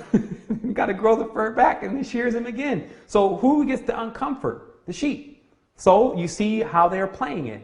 So now Dionysus, let me go back. Dionysus, who's Azazel, this is like the who's who of the horn gods. Okay, and that's why there's a crown on his head now, but what is the crown a symbol of? Horns. So some people think, oh, that's the benevolent king riding. Okay, yeah, they got you too. What a shame. It's the king. Now he's chilling. So maybe back in the old days, his ship could have been a physical ship. Some of them that said, oh, wait, now, because remember, you're probably dealing with the descendants now. Now, the big ones are on the other realm, but the quote-unquote child or descendant is now riding around in a real physical boat that he's built and with the wine and all the rest of what comes with it. So this is now, I want people to see there becomes, again, another evolution. As you go through time, which I'm taking you through, you see this slight tick every now and then of, oh, now we're in boats. See, now they're in spaceships, by the way. So all that what you see moving around out there is the great going and coming, as they call it. Meaning that they have the cherubim moving through Earth. So that way they watch Earth at all times. It goes and comes, as they say. Let's see what we got coming up here next. All right. Here's Moses. Now, Moses is a very unique story only because it's one of the most recent ones that we've just come off of. Now, it's obvious that Moses is feeling like he just has to have horns on his head today. But what is that really about? And it's because Moses took from Egypt. Okay, now let me show you how the story plays out today so everyone's clear on what happened in Egypt. As these people were being expelled from Egypt because they were too numerous. Like basically Egypt got tired of all these people that were hanging around that were broke. Now this is Lower Egypt. It's the Elizabethan Empire. So they want to get rid of these people somewhat like the Israelis are telling the Ethiopians that they can't come into their country. So then one of them raises up and sees an opportunity that he can actually take not only the knowledge that the Egyptians believe in, but also these people who they want to get rid of anyway, and then go somewhere else and set up something new. They call him Moses. Some say he's Tub Moses. There's many different explanations for who this individual is, but we should see him as one thing. A person who is possessed by none other than the horn god again. See, it's the same energies. Still now they want to cook up another hyperdimensional story. It's like, okay, now we got to do something new. We got to do something new. Why don't you act like you're expelling them, and then they'll go with him. I'll follow them in the cherubim. And that's why they said it was an angel, a pillar of a cloud in front of them during the day, and a pillar of fire behind them at the night. I'll follow them in the cherubim. We'll go ahead and migrate them across. Now, of course, there are going to be some people that die and kill, and then with this level of belief that they're going to have. Because remember, when you have a level of belief that is so high that you become a lunatic, which is the real reason why it's associated with the Luna, when you have this idea that this God is with you, then a person can fight with an immense level of their own energy. As I said, humans have the ability where our ideas, our actual ideas are our energy. So what happens is that he would guide and route, and now he's got his own tribe. Go ahead and take your own thing. It's your lot, son. You're from Egypt. You have to see that all these kings are doing is giving their sons. Remember, Moses was supposed to be a son of the Egyptians, but they said, no, he wasn't. He actually was, he was just raised in the Egyptian house. They try to cover it up, but it's the same thing because Moses is really worshiping Ammon, who's really Jupiter, according to the Greek text too. But Jupiter is a horn god, as you see in the image here. It's the same thing. So because what Moses left Egypt with was the Ark of the Covenant. The Ark of the Covenant was the agreement that they had between them and the horn god. And so thus the people that left, that's why the first thing that Aaron or Arian does is when Moses leaves, as the story goes, when Moses leaves, he tells the people start grumbling and complaining, we want a God, and he makes them a golden calf. And he says, look, it's the God that led you out of Israel. Is no one watching this, is what I'm asking? So you see that there's obviously, again, a sharing. Obviously, Egypt inherited the tradition of the Nephilim and the fallen angels and the Anunnaki from the Egyptians. And the Sumerians, the Egyptians inherited from the Sumerians. And now they're in Egypt with the same thing. And even have, now what I've fully discovered, is Upper Egypt, as it's called, participating in the same thing, Nubia, under King Menelik, which is the covenant between Sheba, who is Shiva, who of course is also Azazel, who's Baal, who's etc., the one with the hoof foot. Notice how they say the queen of Sheba had a hoof foot. If you understand what they're talking about, they're saying it's the same hoof foot being, and now there's a covenant made, and that's why to this day, the people in Cush feel like they got screwed by the covenant. Because the covenant was the first unseating of the traditions of Tammuz and Tammuz in Ishtar, or Damuzi in Ishtar. So let's keep going here. Zeus Ammon. So also remember, now Zeus, he was a snake before, now he's got the horns on. Any way you like it, basically. They'll metamorphosize it. If you want something that looks very powerful and strong, they'll do that. If you want something that looks very futuristic, they'll do that. Meaning that you have to realize the key to these beings is it's outside, it's me. No, it's inside, it's you, understand. All you have to do is just make it a real torus, meaning bring the energy back within and let it cycle, and then bring it back within and let it cycle. But, that's the activation conversation. Here we go. Now, this is the heresy. Of course, people always, I think I lose members every time I actually say something about Jesus, by the way. So I try to say as least amount as possible because I think I've drilled it in so much and knocked it home so many damn times about people not wanting to try to find something to go and believe in, especially if its name is Lord. And of course, we're going to take a break here in about 5 minutes. I'm going to get to the second half of the show, by the way. But I am going to need to refresh myself really briefly and turn on the air. But I'm probably like sweating a little bit over here. I'll be glowing. But anyway, what we have here is, you see the fish on the left.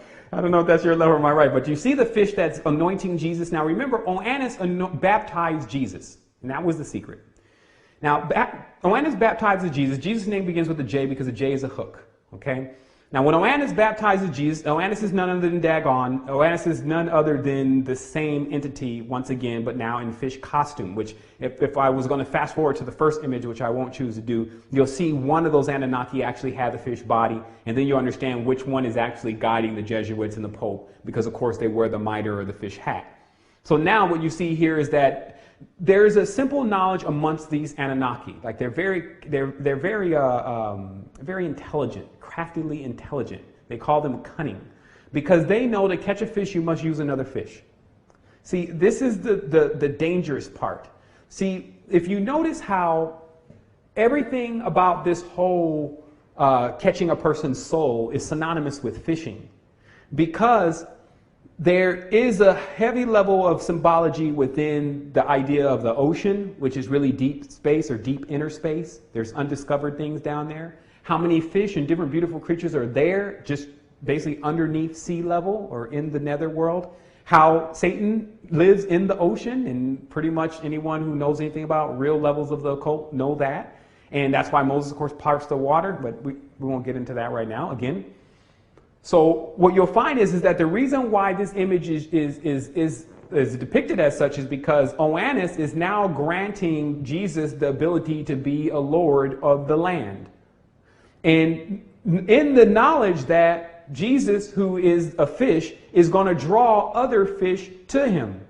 Because just like a fisherman, if they want to catch a big fish, they're going to need to use a slightly smaller fish to catch a fish with another fish and then draw that fish up from the depths. So what the depths is basically is the fully expanded consciousness. Drawing that soul from out of that consciousness is basically to make them think about only here and right now.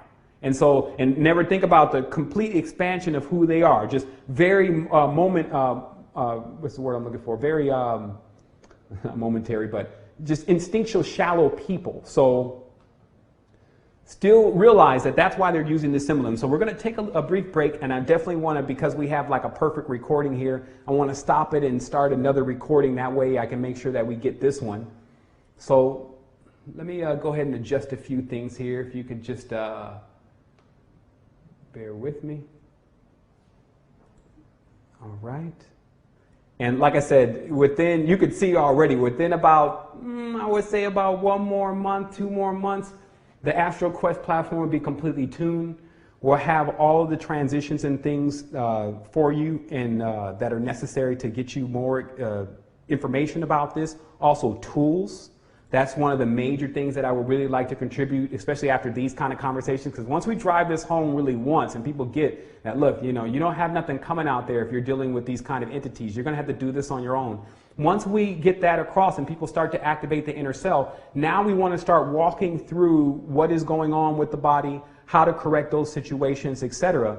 Now, that's how I want to tell people, if you can, if you can and you're available for it, support. The more that we can expand into higher levels of this information where it becomes a lot more clear for everyone, then that is that increases the speed on us getting to a full level of understanding. So again, I always have trouble asking for assistance and things, but people need to understand, like, it's an extreme effort. Of course, I have a baby. I took no baby vacations, by the way. Some people take leave when they have a child.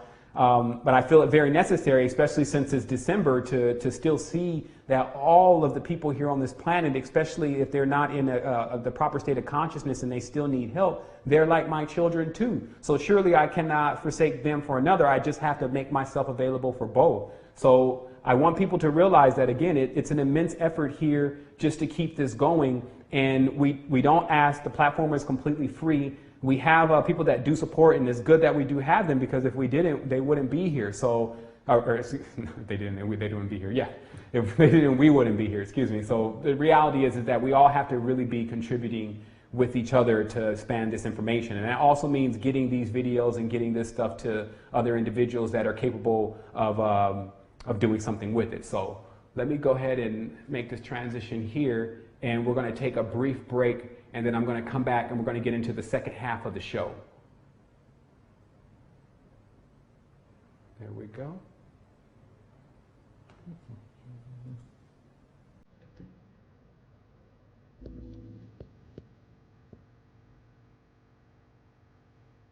All right.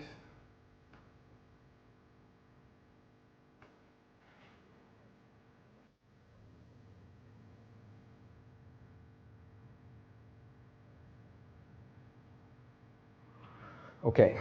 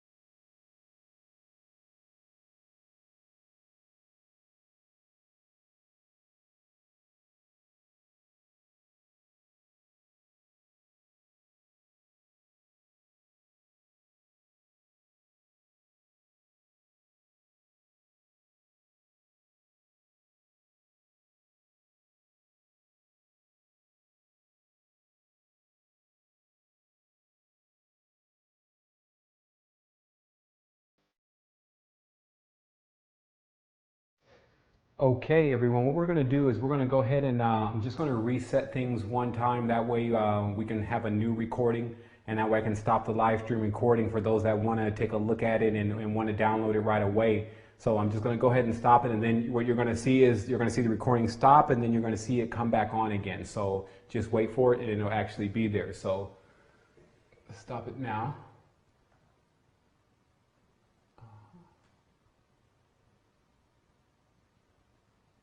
And looks like the audio and everything was great. So I also want to say we've had some rough shows for the last 2 weeks with connection issues and things of that nature.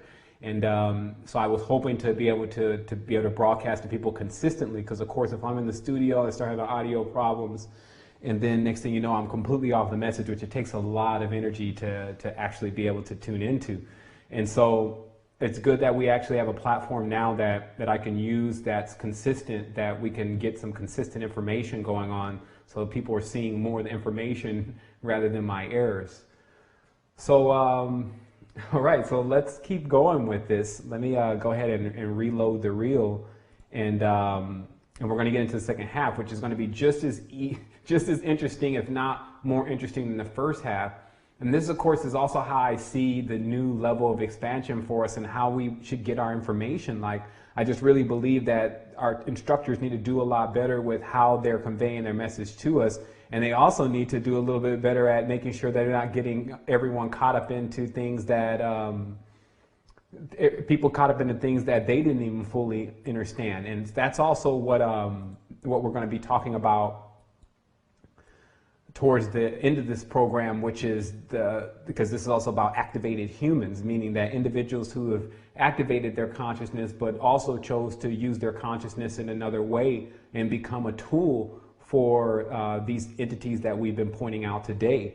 So let me go ahead and get things started. All right. Okay, so where, of course, we left off with the fish thing. And so, again, we've identified the symbolism here, so let's go ahead and move on to the next picture. So now, what people have to realize is as I said with the symbolism, to really drive this home here, is that you have to understand it's the pentagram and the hexagram and how those symbols are being used on the physical plane. Of course, we've already looked over that. You see these designs, although without straight edges, in nature. So the falsifier or the duplicator or the cloner will just copy off of what the organic life does. So you'll see the entire religious structures and the entire hierarchy of these energies that we're talking about arrayed as such. Let's go on. And also, again, notice how the hexagram is being used. It's very important because you'll see it a lot. And so it's like branding or marking. So for those who are wondering what the mark of the beast is. Now, first of all, we've identified who the beast is. We've also identified it as not so much as you know, how the characters are in Christianity, and let's blow this up a little bit, but how the characters are in Christianity, where everything is a ghost and a devil and uh-oh, I see that we're probably getting some we're getting a little bit of caution here on our live stream channel, but we're going to keep going with this. I do have this being recorded, by the way. Actually, I didn't get a chance to record the first half, but the second half will be recorded. So if anyone's experiencing connection problems on your end, know that this will actually be uploaded. So to go right into this, so you can see that there's a lot of marking and branding, and this is being done again by the king or lord of beast, because what a beast must be is branded at times so that way you know who it belongs to. And of course, the pentagram is a symbol of the Aryans or the aristocracy, and the first plow sign, as the king is always shown plowing first. Now remember, he's the shepherd though. Like the owner comes and cuts the ribbon but didn't build the building. So it's a shepherd that's getting everyone together and getting all their flocks. So I got China, I got India, and I got these people over here that I'm doing this experiment with, and then I got the United States, and they're like this collaboration of people. But we're only going to allow that mixing to go on there. So basically they're subdividing the entire land of Earth, and you can see here with this complex chart that was done by Thenius Kircher quite some time ago. You'll find that the division of Earth and how things are being split up and how things are being marked, you'll understand why there's a chain on man's hand. And so, and also a chain on the unicorn's foot, on the crest, etc. So what we want to do is, of course, we want to move that chain. We want to remove that binding. And that's also a big part of what the expansion is about, with getting the activation within the body, because it allows the vibratory frequency to increase in the person's body to the point where they break these chains and webs and binding and spells that you see throughout the geometry within the dollar bill and things that exude that type of geometry. Just let me set my front camera here. All right, I think we've seen enough of Cassia. Okay, so here we go. Now, as I said before, what happens is that then you start getting this redundant symbolism. And it's because the entities that are doing this are marking. So when you see something everywhere, such as the pentagram or the hexagram, you need to start thinking right away, instead of, oh, this is cool, oh, I think, you know, Madonna's got it, or, you know, someone else has it, and, oh, this is what Pythagoras says about it. You have to go beyond that and say, okay, wait a minute, is this thing some kind of like mark or branding or symbol of somebody? Who does this represent? So when you look into that, you'll find out that it represents Sirius. And in entities from Sirius, which are really related to dogs and wolves, by the way, because remember, dogs are domesticated wolves. People don't think about that, but the wolf planet, okay, and why Rome had this entire wolf cult. And so what you have here is you have an entity by the name of Sahe, which is the god of Sirius. So you'll see just the redundant symbolism as you see the pentagram on the head.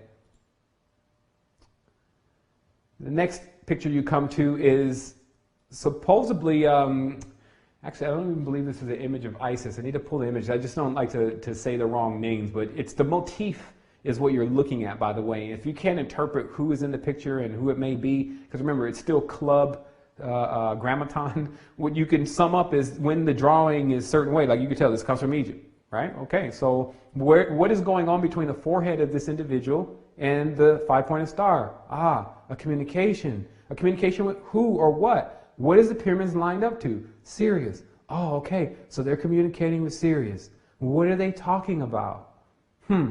Okay, well, why would Sirius want anything to do with our planet, first of all? Here's again, I noticed this thing is cutting the heads off. It's kind of doing it before I can. There we go. So, notice how within this symbolism, there's the horn, the flute. With the flute is that Pan plays. Excuse me, kind of looking at this thing coming up and down. I guess what we're going to have to do is just go ahead and blow this image up. Maybe it's upset. The only thing you could do is control the computer right now.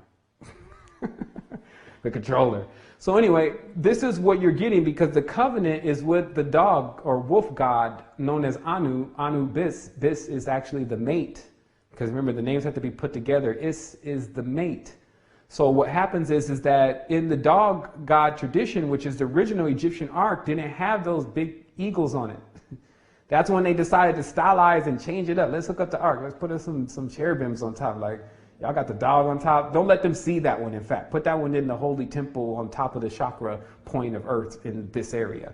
You see, so they take these things and they put these in the areas that they want to emit the energy. And then you see the covenant here is with the dog god.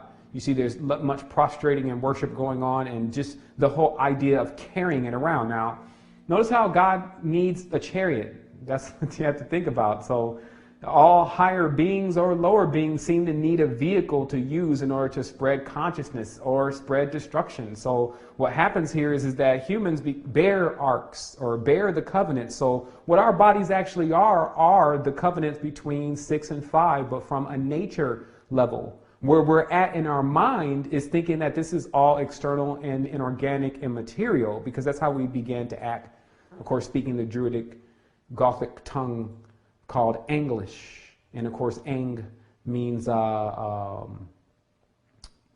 color white, which is still different than full spectrum light. Now, again, the dog god, for people who thought I was just playing around, is Hermes. Hermes is Cain. It's another son of the individuals who are in the same covenant. But you'll notice how Hermes is depicted here in his original form, which is a dog face god, which oftentimes is why the Agatha demon or Abraxas or Jesus was 365 was configured most of the time with the face of either a dog or a rooster. So, and of course, you only can see the Eastern teaching symbolism here because this is basically something of a lizard or a turtle standing on it, which is, of course, supposed to be the world. So, for everyone to still see the symbolism of Hermes is Cain. Cain is the king, is the Khan, is the Cohen. It's the same system. Because some people, they jump on this hermetic side. I'm hermetic and I'm working with the alchemy. Okay, well, let me show you where the alchemy leads. Now we're fast forwarding into the future more and seeing how it's bottled and packaged today and bought to us, which of course is now the rites and the cults of the Masons and the Illuminati, which are so shrouded in mystery, it makes everyone want to join just to see what's going on. Like, that's the point that they really wanted to get. Because much of what they were accomplishing, what were they accomplishing? They were working for none other than the same entity that has always been here, the Lord of the land. So all the major expansion didn't happen, or wouldn't happen, so thus it didn't. Meaning that all of this expansion of all this knowledge and wisdom and DMT and all the rest of this stuff that we have here on this planet doesn't happen for the human beings because these idiots keep thinking that they're going to get another result from a liar. Now, here's the other thing. If you really want to understand what the pyramids are, they were prisons or prisms for Azazel. And he was imprisoned in there until these people, who I'm going to show you here in a moment, decided that they wanted to unearth him. It's possible that when they say they missed lining up Ramses' temple by a couple minutes, that they were playing around, that they lined up the temple, bought Ra out through a ray, put Ra into something else, and then started the whole thing all over again with even more devilishness on the land. Because remember, this being resides in the subconscious, so it can reside in a person's sleep-like state or dense state where its thoughts can be heard and thus become entertaining to an individual in that frequency. So what you have is that once the serpent cult, now remember I told you Zeus is now back with his serpent cult and Quetzalcoatl and Santa Claus. And the idea, though, is really sacrifice. It's sacrifice behind it. And sacrifice doesn't always mean you get stretched over the altar like a lot of these people did here in this country that I'm in right now. It didn't always mean that. It also meant that your time getting wasted is also a sacrifice. Everything you do that's not about the Innerverse is a sacrifice to some degree. So make sure that it's actually not going to one of these creepos, and that is going to this reality who actually needs some people to get ready to make some sacrifices in order to get everyone else out of this messed up situation that everyone is ignoring. So here we go again. These are druids, by the way. If you didn't understand who they are, they're about to make the sacrifice. Now, people that gravitate to the druids, this is what will happen. They'll look at this image and say, he's misinterpreting it. He doesn't know about the ancient Druid traditions and the Celtic gods and the Maimers. Look, all I know is about the hinges and the gates and what come out of the hinges and gates. The geometry of how England has been configured is to bring forth the fallen angels. I even have the maps of where the fallen angels are. This is, again, not a game. Like, they only have a certain more a set of time. Really, they don't have the time. It's actually getting most of humanity free of it so that vibration can carry the rest of the people before the game is up. We're not waiting on them. And people think, oh, you know, he's just Sevan. They think it's a game over here. Like, I'm expanding. People need to expand. Like, we got to get to something new. This is over. Like, that's how it is for people who have enough will. You just know what you got to do and you start going to do it. Here's the problem. This is Baal. See, Baal has a temper. All these lords have tempers. They're fire gods. So when they get angry, somebody gets sold off, somebody gets their eye or third eye poked out. Like, that might not be his physical eyes getting poked out these days, but our third eye gets poked out by Ham. As Jay Electronica said, men with the face of pigs spat acid that lasered my third eye closed. Like, they're talking about how the tribe of Ham, who were really the first ones to start causing the conflicts and the wars, closed everyone's third eye and the ability for everyone to see through all these religions and veiling God and making God not able to be accessed by man anymore. Same thing now. You can't go and talk to the king. People are further than 3 degrees of separation from the king. Their words don't get heard. So obviously he's not your kin. I mean, he's not your king if he doesn't want to talk to you. Look, this is Ramses back here. Now, here you are, lord of an empire. And all you got time to do is hang around in a dungeon and beat the prisoners? What is the message here? That's what people need to start thinking about. Why they always want to run behind this stuff and say that it's about them. And then now you see why you're here. They jump on the side of Ramses. Ramses is a war god. He's Ram. He's Samael himself. All they do is they just take in the energy. Once they get a new body, they're hoping to have someone that thinks it's their divine right to actually take in the energy. And generally there is. How many people in this world want to be a star? How many people in this world will do almost absolutely anything in order to be in the spotlight? So that's also the inclination of what has been taught here on this planet, is actually making the beings that live here also a part of the problem. Let's keep going through this. But how you release problems is you at least cite the child and tell the child what the problem is. See, this is also the higher level of understanding, is that our parents, and we're the parents, we're supposed to be here. Like, whatever happens, we're supposed to train through it. We're supposed to work through it, find other ways. We're not supposed to just give up and put it in the hands of somebody else. So that's what's known. Like, that's at least what's known by me. So this is something else going on. This is, once again, those confusing ones asking for things that they're even getting. This is, of course, people seen this image before. It's the Shriner baby. The child, before he even starts knowing anything, is now a Shriner. Because the parent believes so much that the Shriners know the truth, even though they're worshiping Azazel with the, look, pentagram, crescent, sword. That's all you need to evoke the entity. There's not even evocation. All you got to do is go take your sword to your brother, and you're in. You're a general. Here's a star. You see, in the other cultures, it's the other symbol. They just give you the symbol, give you the badge, give you the emblem, give you the mark for your achievement of what? Holding yourself back? Here is more. I can look in this man's eyes and know that he's not comfortable where he is. I don't have to know his tradition. And so what it says is that our children are here suffering under the oppression of religious systems that belong now to demigods that need to get knocked out.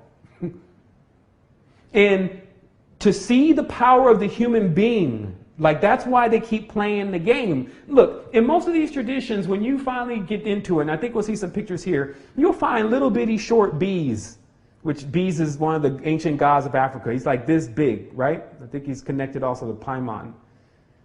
But he keeps up more disturbance and ruckus than almost any of the giants, right? That are like super big. So if this was about size and physical size, then bees wouldn't be on top of Horus's statue and actually imported from Africa into Upper Egypt and Lower Egypt. You see what I mean? So what I'm saying is, this is not about how small you appear. This is about what you really are, because what you are is massive. If your consciousness has already grown beyond doing things like this, then it's already massive. The only thing that you need is the keys. You also need to see where you're being binded. Like, what is around you that is making you held back, because every time it sends its signal to you, or It has your DNA all over it. You just haven't made the right switch in all of your DNAs that are all strewn around the planet to get them awake in the environments that they're actually in, to understand how to unlock themselves from the ignorant walls that they've been pierced into. What happens here is that you see, of course, the wicked man is celebrated. This is Vlad the Impaler. Everyone understands that's, of course, the original Dracula, running around hanging people on crosses and impaling people through their genitive principles and hanging them out in the open. Now today, characters like this are idolized within the Gothic traditions. So it's the same thing here. You see King Xerxes on the throne. He's all up there, crescenting everyone, the entourage, basically who's all in VIP. And then you got down here the groaning and complaining Sanhedrin Jews and Christians ready to do the same thing when they get up there. Zionists, as they call themselves, even Pope hanging around, just waiting for a time so that they can start a war, so they can flip the whole thing over again. Meanwhile, the people are the spoils. You got individuals like this running around the reality, initiated into something that they don't even have the chakra system to understand.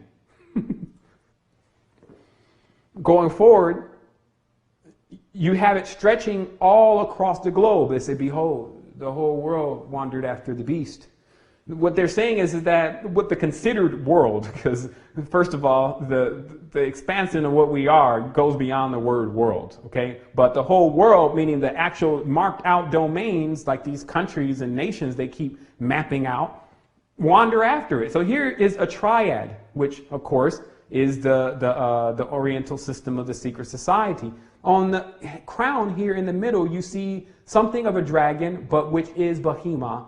It's also, of course, a cherubim in the middle of the horn crown. So this extends for people, because some people say, I'm going to go to the Orient. I'm going to go study with the Lama.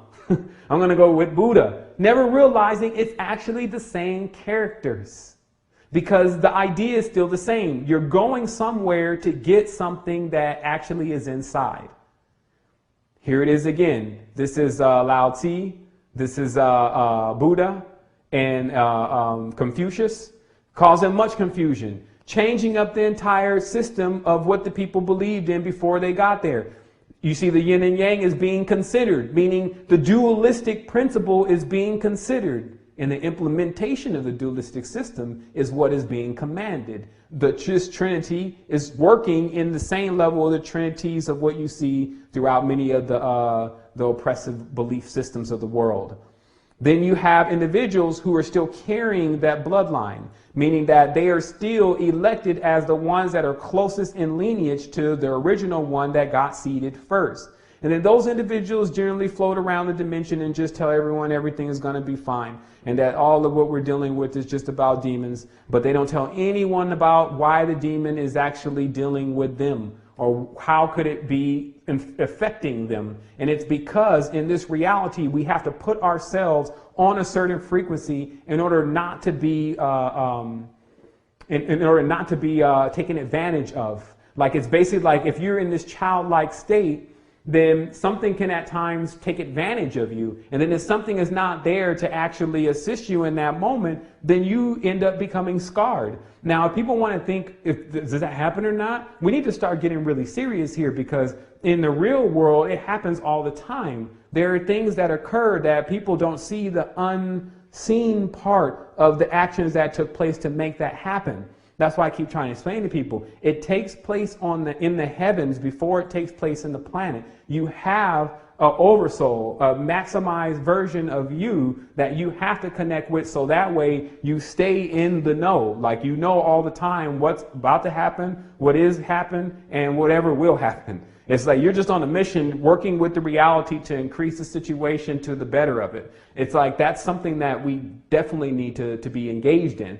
But first, we have to work with ourselves. So as you see here, again, it's spreading over all cultures. You have the red one eye. See, when there's one eye shown, it's because there's a knowledge that the God is blind.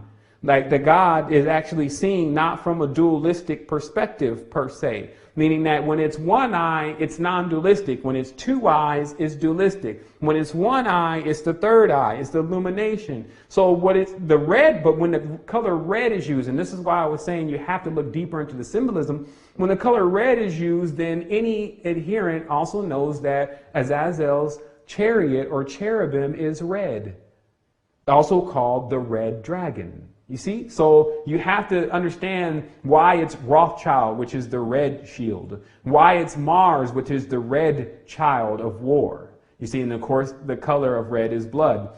So you see it stretch across within the Dogon tribes, individuals running around acting like they don't even know what's going on in the Dogon tribe and doing interviews and all that stuff and playing around with humanity, talking about Earth. When Earth wants someone removed, is going to go ahead and remove them. Who's going to remove humans from Earth? Like these people who come up and get on the camera and they say whatever and people say, oh, that's who they are. But I seen that marked on the walls of warlocks. Those are symbols of Saturn. Those are evocation symbols that exist even within the Bon tradition. This language in itself, as you see on this gentleman's crown, that's a language. So any person that's adept, when they see the language, then they already know where these people are coming from. So it's only to everyone else that it appears like they're so high and mighty and glorious, while anyone that is fully awake actually sees the play.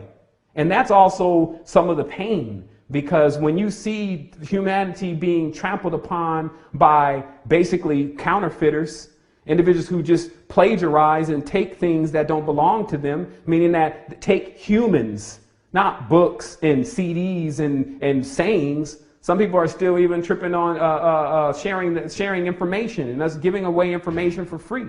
So where this really is going to hinge is that people need to see who the real perpetrators are, why we're arguing and bickering amongst each other when we should have already came together. Now you see here, this is Menelik. This is one of the kings who are carrying the covenant of MLK, which is Shiva and Solomon. So what happened, or the queen of Sheba, which you still have to identify as Bel-Kiss, meaning the Lord of Kiss. So kissing, that's where we get our word, but there's a Lord of Kiss. So what is always given first by the goddess, when the death goddess, the kiss of death. So what happens here is that was the covenant. And so if you think that you're going to run back to some ancient place and you're going to find sanction there, doubt it. Because what you're actually going to find is these people are still doing the same thing for thousands of years. Now, here it is. Haile Selassie and Orthodox, Russian Orthodox archons. So some people say, no, he's just taking the picture. Okay, well, look, obviously, if you're going to keep coming up with excuses, then you're not going to get it anyway. But for those who know and whose eyes are open, they see so many things in this picture, because it connects it all for them. You see here the Illuminati. You see Roger Bacon. You see the real Muhammad.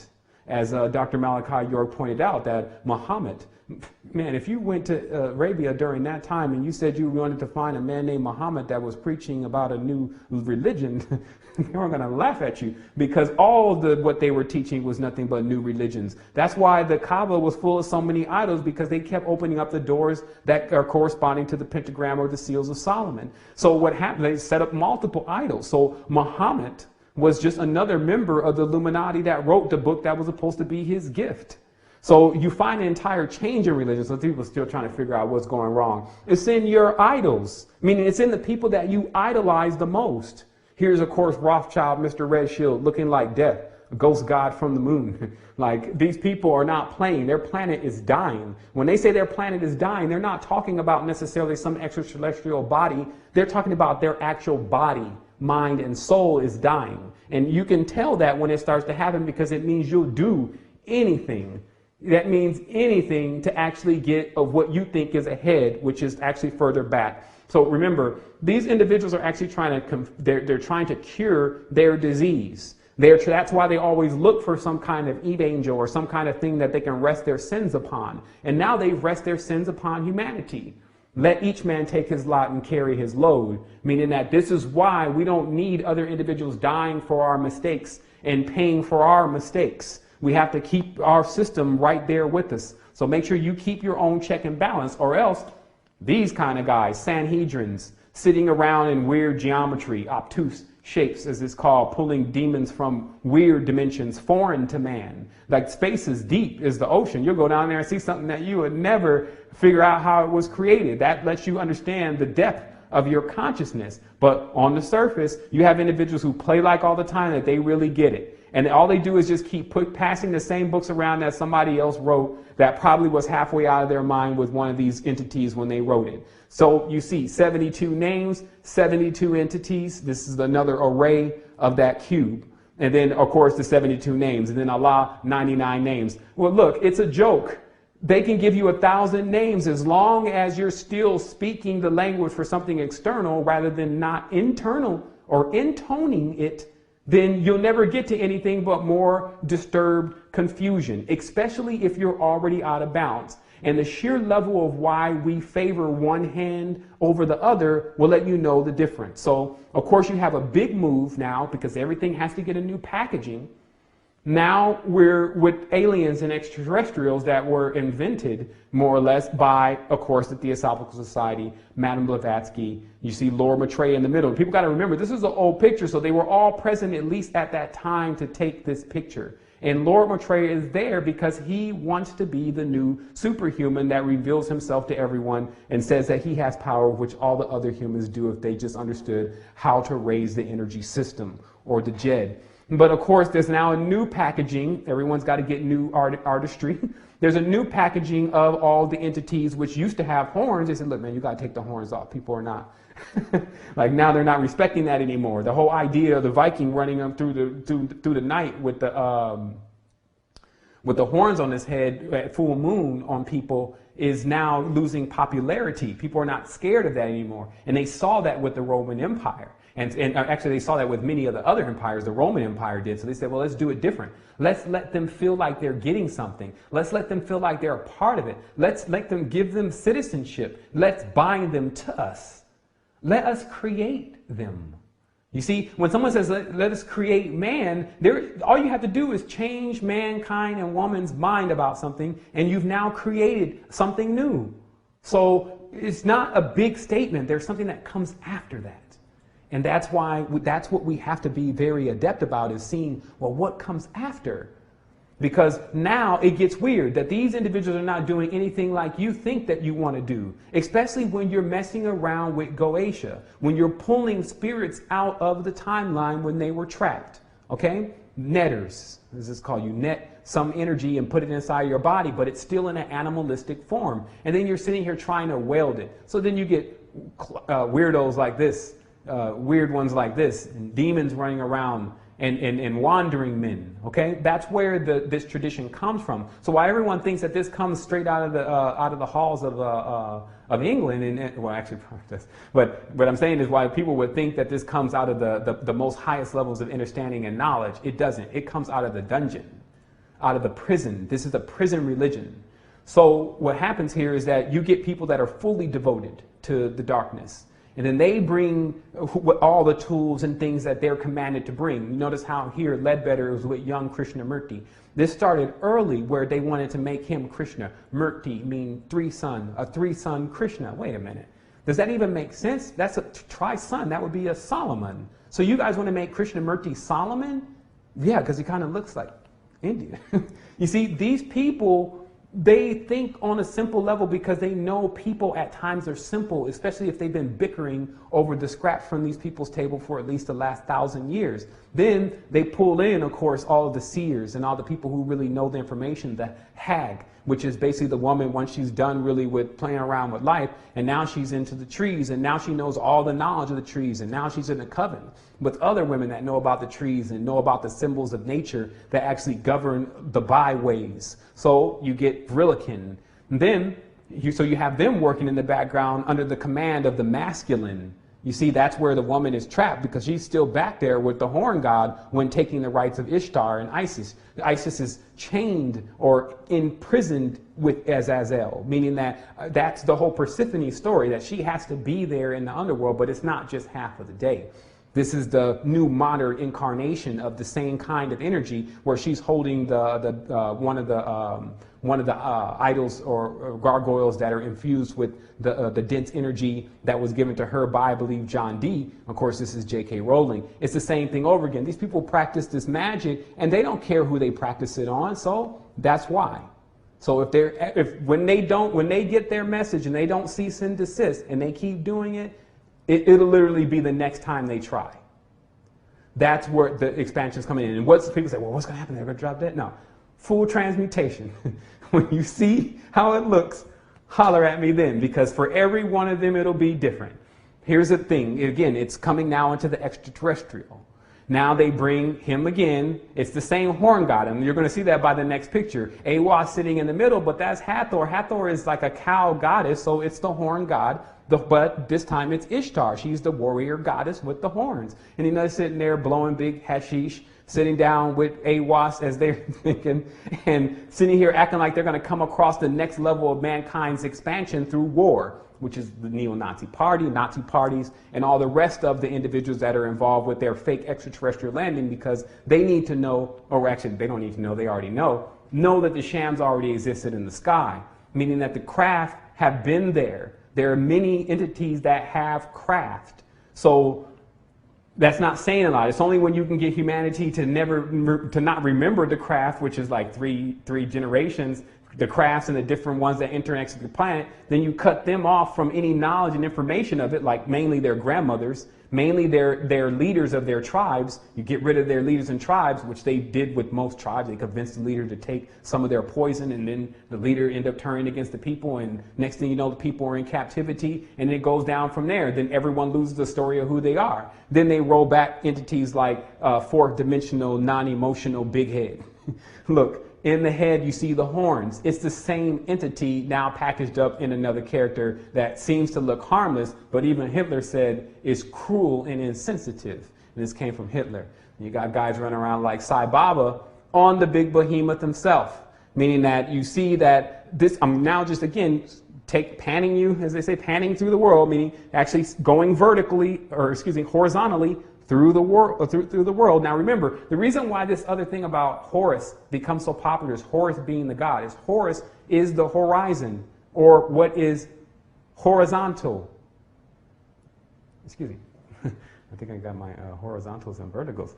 And you can see that I'm tighter straight lines. But anyway, when you're looking at something going from left to the right, the panning does not allow a person to go up and down. So there's a limitation between the left and the right and the up and the down.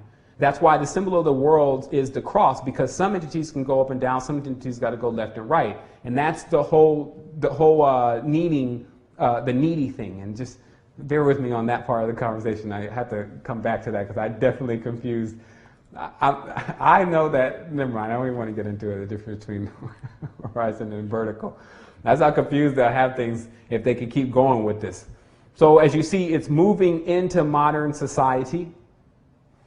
It's definitely something that people are encouraged to do, especially the wealthy families. Then what happens is that they basically remain cold and callous throughout their lives as they involve themselves with the decision making of the reality. Now you see again, here of course is a modern Satanist, the Set Beast is in the background, the inverted pentagram, the Set monster on the staff. I mean, they could have just plagiarized this right out of the Egyptian book themselves because they want to be that. See, they don't get that you could be anything you want. So why choose something already that has been here? You see what I mean? It's like you're choosing the past.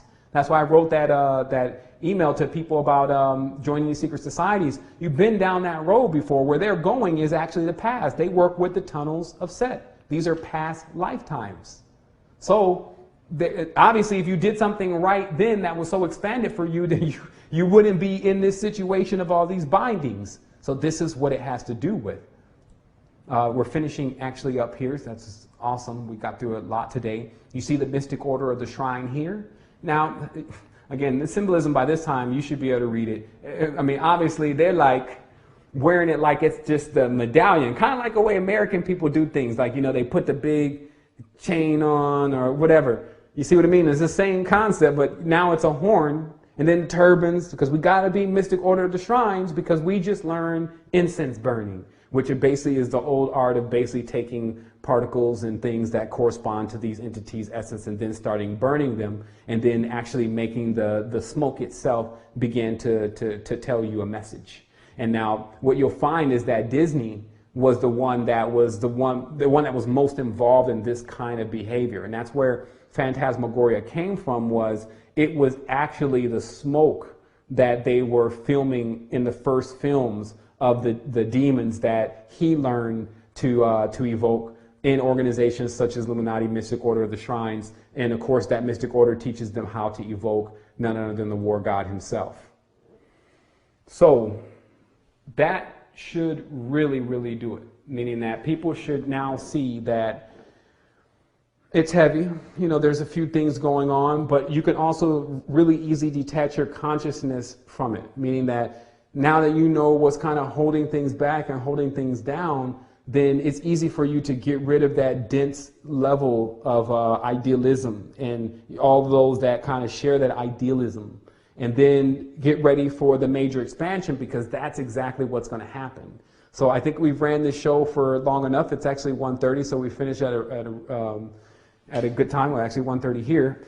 And I just want to let everyone know, get out today, get some fresh air, think about what was really said. Of course, this video will be available for you in a little bit, as long as I can transcode it fast enough and then get it up online. But you have this body of information to look through, to show others, to get them in and know about what's going on. Just know that we're here for you. There's many of us human beings that care about each other, that have massive levels of knowledge and energy and expansion. So it's not something that we have to go and depend on some other foreign being. Like I've seen people, they're helping with the resistance and they're helping with the Wholeness Foundation in different areas, and those people are good people. So we're not saying just because you go get some help somewhere that you've now subscribed to a demon, but people know what they're doing, meaning that you have to stop being a child. When you want something that is that you know has a dark connotation to it, and you desire that, not just to have it, but to have it for real, meaning listening to it, you have an attraction to it, you have to check that, meaning check where it's coming from and see where it's getting you. So again, wholeness and balance vibration to everyone. And I want to say thank you to everyone for tuning in. And of course, we're going to be back, the next, not next Sunday, but the next Sunday. And then I have a lot more time to prepare for the show. And also the upcoming things are, we're going to be doing stuff. This is, of course, it's Astral Quest, but we're going to be doing stuff through the week. I'm actually going to have a cleanse coming up. Like I've been, of course, a lot of people are asking me if I'm going to be able to come out to where they are, if I'm going to be able to speak. And realistically, to get to where everyone is takes an immense amount of effort. So I've agreed to start doing a lot of things virtually. And one of the major things that I think that's important for us all to do is a virtual cleanse, is what I'm calling it. And basically, everyone has an opportunity to pick up their cleansing kit, whether it's an internal cleansing kit or a colon cleansing kit. And then I begin the cleansing daily. I think it'll be about I think it'll be about a week and a half. And so about 10 or 12 days. And then every day we'll get on this thing, I'll cook and show, what you can eat. And, it's a very easy transition. I've went on some cleansings that there was only supplements and you really didn't eat anything. And those are really tough. What I like about this cleanse is that you just can't eat certain things, but you don't feel like you're starving and that you're going to kill yourself in there. So I would definitely welcome people to getting involved with that in about 2 weeks. So of course, that's what the Astral Quest is about, bringing you interactive wholeness.